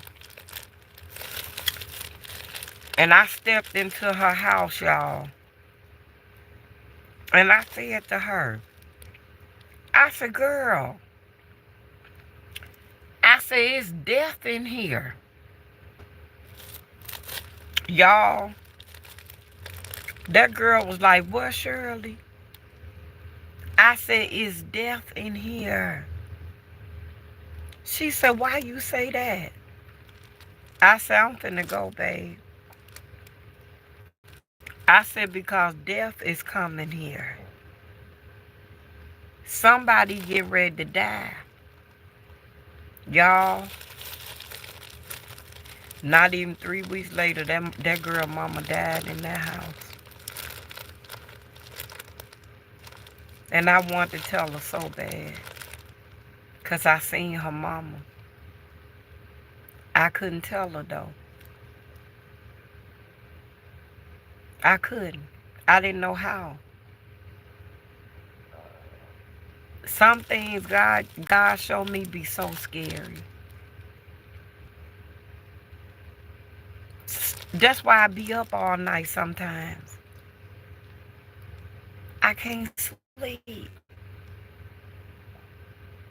My Sabbath. Now when I'm with my husband, y'all, I can sleep. Because I know he protecting me. But since I've been in van life, and I know I'm away from my prayer warrior, my guard stay up. Because I encounter devils every day. Y'all, a man followed my daughter to her car. Earlier today when we came from the dentist, we stopped up at the deli. And she went up in there to get some. Y'all, my daughter was walking back to the car. And it was a homeless man coming behind her. And he said, no, don't go.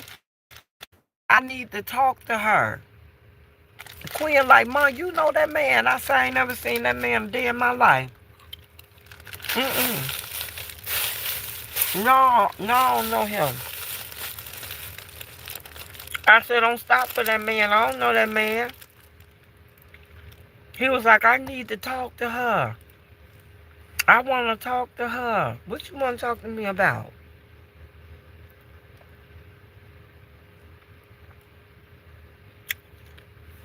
I don't understand that.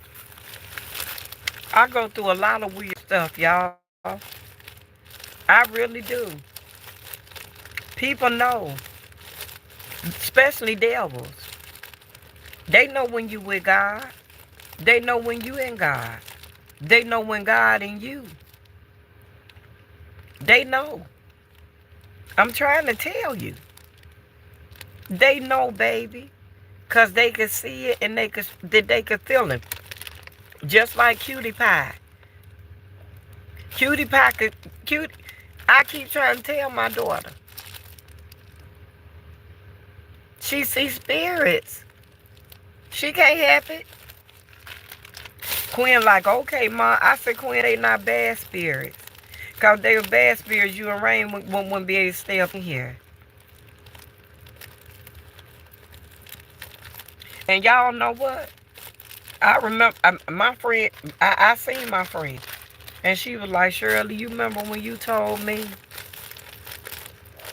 You remember when you told me it's death in here? I want to tell her so bad, girl, I seen your mama. 3 weeks later, her mama died in the house.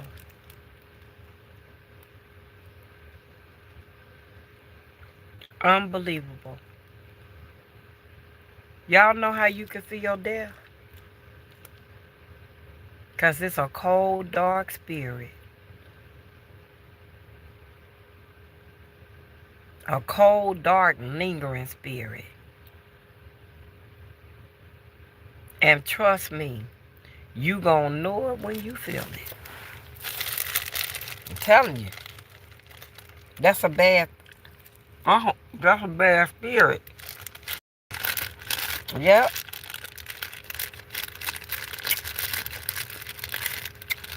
Yep.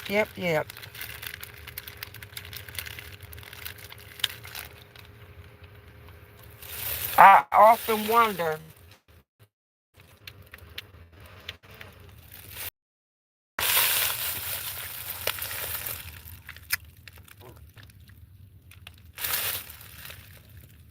how y'all, thank y'all for staying on live with me.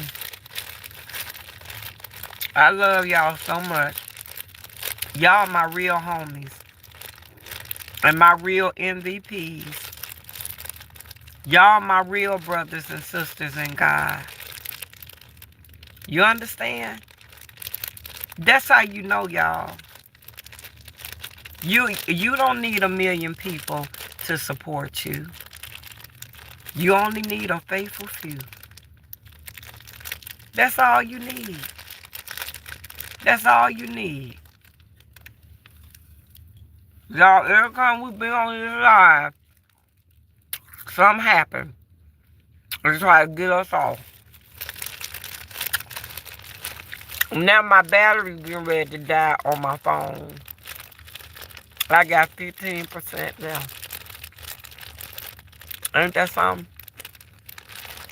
Tomorrow, y'all, when we come on, I'll be on at 10 a.m. And we gonna start the second phase of the Chestnut Van bill and her repairs. We'll be through with everything by next Saturday. But Chestnut will be mobile, and we're gonna be taking some little small excursions. Okay? I got to show y'all the beauty of the land. Cause this is a beautiful place to live. It sure is. The police ain't that bad here neither. Mm-mm. Not like they are in most cities. Cause in some cities, the police is unbearable. In some cities. Police not bad here. They get rid of the bad cops here. They don't keep them on the force. They get rid of them here. They sure do. They don't let them stay. Mm-mm.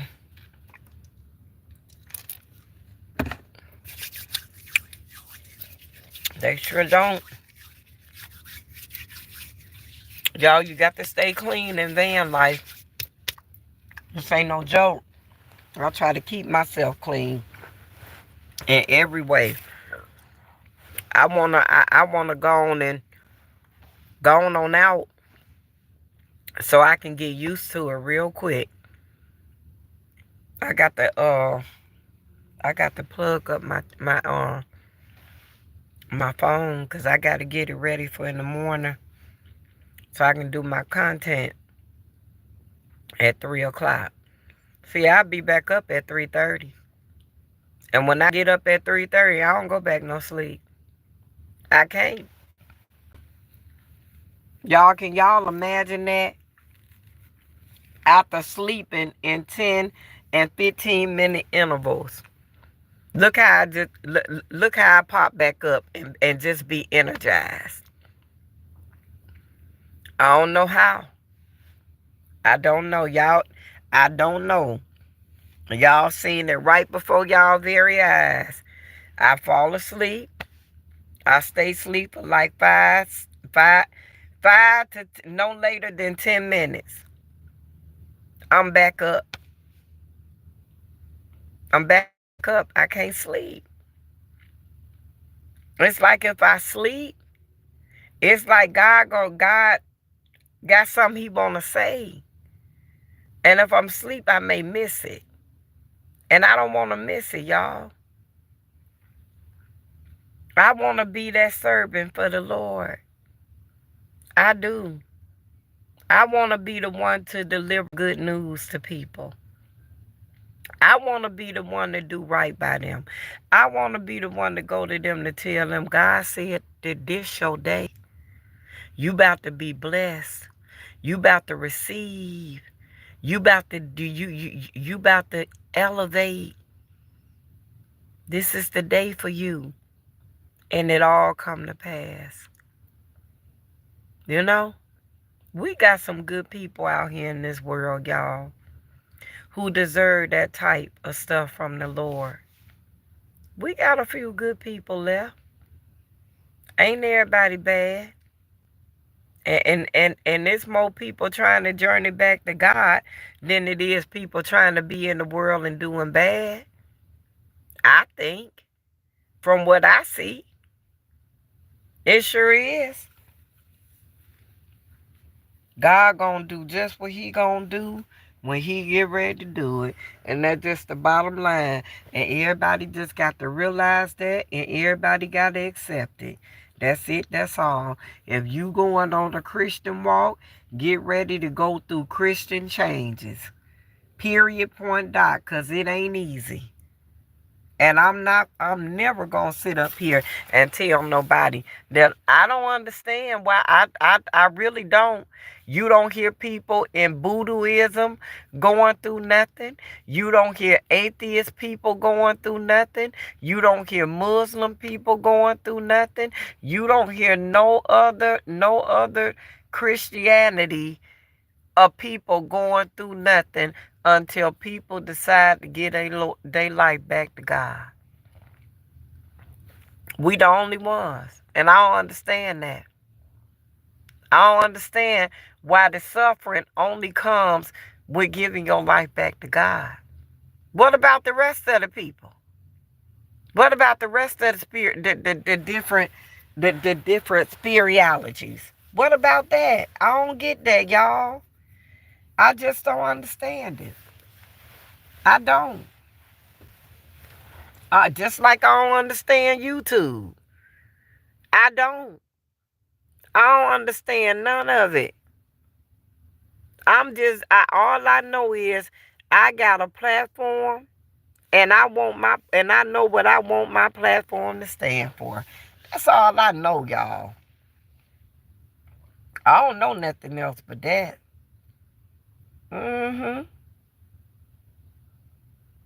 People cruel and unusual, and I don't understand that. I really don't. They smile in your face and and y'all know we in trouble. If husbands done started unaliving wives, y'all know we in real big trouble. If that's what's about to go down. I can't. I just can't. I just can't. I can't believe that man did that to his wife. I just can't believe it. I can't believe that he unalived his wife for no reason. I'm just at a loss. Oh, Lord, have mercy, Jesus. What is those little babies' lives going to be like? And y'all know what? I see this figment of a man in a suit and tie. And I see him in the presence of that man. So it got to be the devil. Who else could it be? I think that's why that's worrying me so much, because I never really sat back and thought and even put that much thought into it.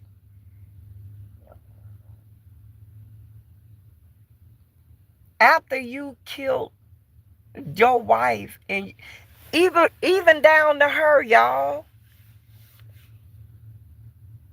I wonder what her thoughts were. Cause you know the minute after she was unalive, her soul immediately left the shell. But I wonder what it was like when she came in the presence of God. I wonder, did she beg God, please send me back? Please. I want to be with my babies.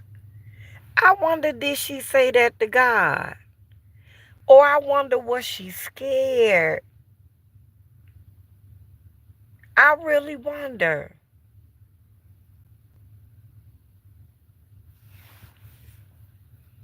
I wonder why when people leave here, y'all, they can't never come back and tell you what they saw. I wonder why that is. Y'all see, now do y'all see how my mind go? It's so much I want to know. And I know in due season, all things gonna come to pass.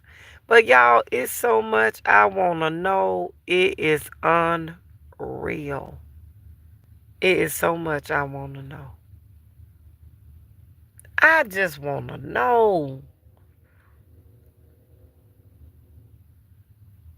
Mm, mm, mm. I wonder why when people die, they can't come back and tell us what they saw or what they seen or what they done encountered. I wonder why that is. Because if they could, they'll make life way more easier for people. You want me to tell you why that is? Because if they can do that, y'all, it wouldn't be no need for us to have no faith. If they can come back and tell us everything that they done seen, what is there to look forward to? What what reason would there be to have faith? It wouldn't be. Because we already know what to expect. And we already know where we going. So people wouldn't have no reason to try to turn away from their old ways. Because they'll be like, for what? Shit, I know, I already know what's finna happen. I'm going to die. The man came back and told us what was going to happen. You see what I'm saying? But because we don't know, a lot of us want to put our best foot forward because we want to find out what lies beneath them clouds. And if somebody say they know, they lying. Because to come into the presence of God, you wouldn't even be able to, his presence is so divine, you wouldn't even be able to stand it. So all them people that done said that they died and was with God,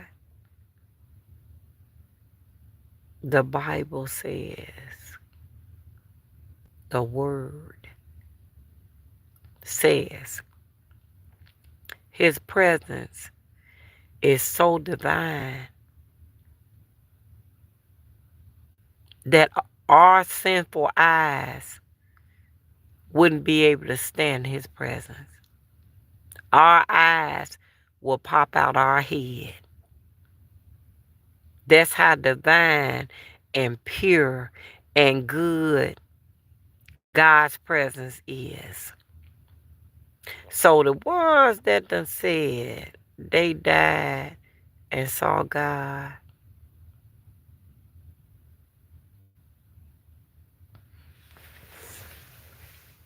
there's no way. According to the word, it ain't no way. It ain't possible, y'all. It's not possible. That's what the word say. Oh. Mm-mm. And you know what? And I believe that. I believe that, but I can't wait to see God. I can't wait. I just want to see who he is. I want to see how he look. I don't want to have. I don't want to have to guess. I want to know for sure. And the only way I'm gonna know, I got to keep walking this walk and talking this talk and doing his will, his wants and his desires. And at the end, I'm gonna see it. And I hope I'll be able to come and tell everybody what he looked like.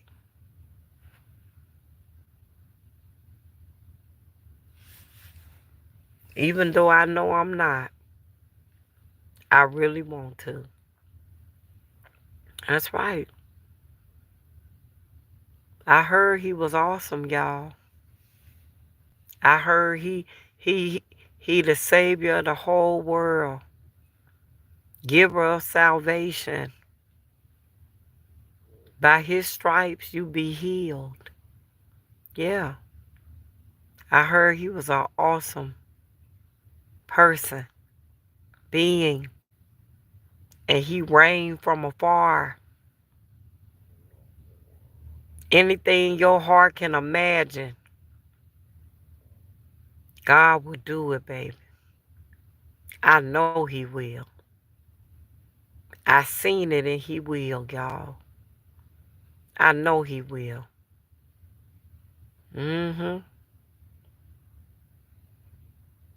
Can't ask for a better man than God. A better being, a better friend, a better father, a better lawyer, better judge, better bailiff, better any teacher, better brother, better sister. He whatever you need him to be. And you couldn't ask for a better person by your side. Because God ain't finna leave you. He ain't gonna leave you in times of trouble. No matter what you done, he is not gonna leave you. And this I know. He ain't never left me, y'all. All my life, God done been there. Sure have. I'ma tell y'all. Remember I told y'all, when the 9th graders went over to Selma High School, what we used to go in them basements and do. Remember me telling y'all that, okay? Because tomorrow night, when I tell one of my life journey stories, I'm going to tell you about a girl named Cammie Huey, one of our friends that was found stumped in the basement of Selma High School. Y'all remember me telling y'all that now, here? Yeah, I lost a very good friend of mine, and they never found out who did it. They found her stumped to death in the basement of Selma High School. She was the first one of the 9th grade girls to die being in a high school. Yeah, sure did. Cammie Huey. And they still don't know who did it. Cammie would have been 55. We was the same age. She would have been 55 today. Well, in 25 has she lived. Yep.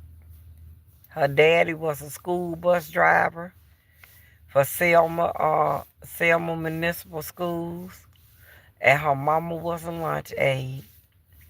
And her mama had 4 children, 2 girls and 2 boys. And both of her boys were gay. And both of her boys was found dead tragically. She got one child left, and that's Cammie's oldest sister. Yep, she the only one left. Yep, Miss Huey. Mr. and Mrs. Huey. I wonder where they at. I wonder how they doing. They probably deceased by now, y'all. Cammie parents. Yep, they probably deceased. Well, y'all, I'm finna get up off this phone. Get up off this live. Thank you the phone on 7%. Thank y'all so much for hanging in there with me. Thank y'all. Y'all like, comment, and subscribe to the channel. Williams Us 1969. On my late night fellowship with my kindred spirit world. I'm gonna see y'all in a little while. I'll see y'all at between 10 and 10:30 today.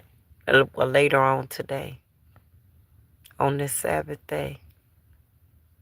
If it's something y'all trusting and needing God to do, today is the day to ask. The Bible says, keep my Sabbath day holy, and I will bless you forevermore. Amen. Y'all like, comment, and subscribe to the channel. Williams Us 1969. Bye, y'all. Good night, good morning, and good night.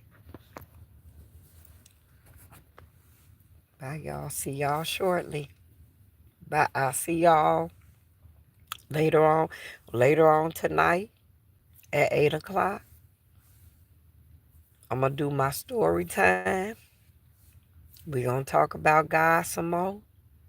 We're going to love on God the way he loved on us. And we're going to part ways. Amen. Good night, y'all. Good night, my Jerry Berries and kindred spirits all over the world. Y'all be blessed. Bye, y'all.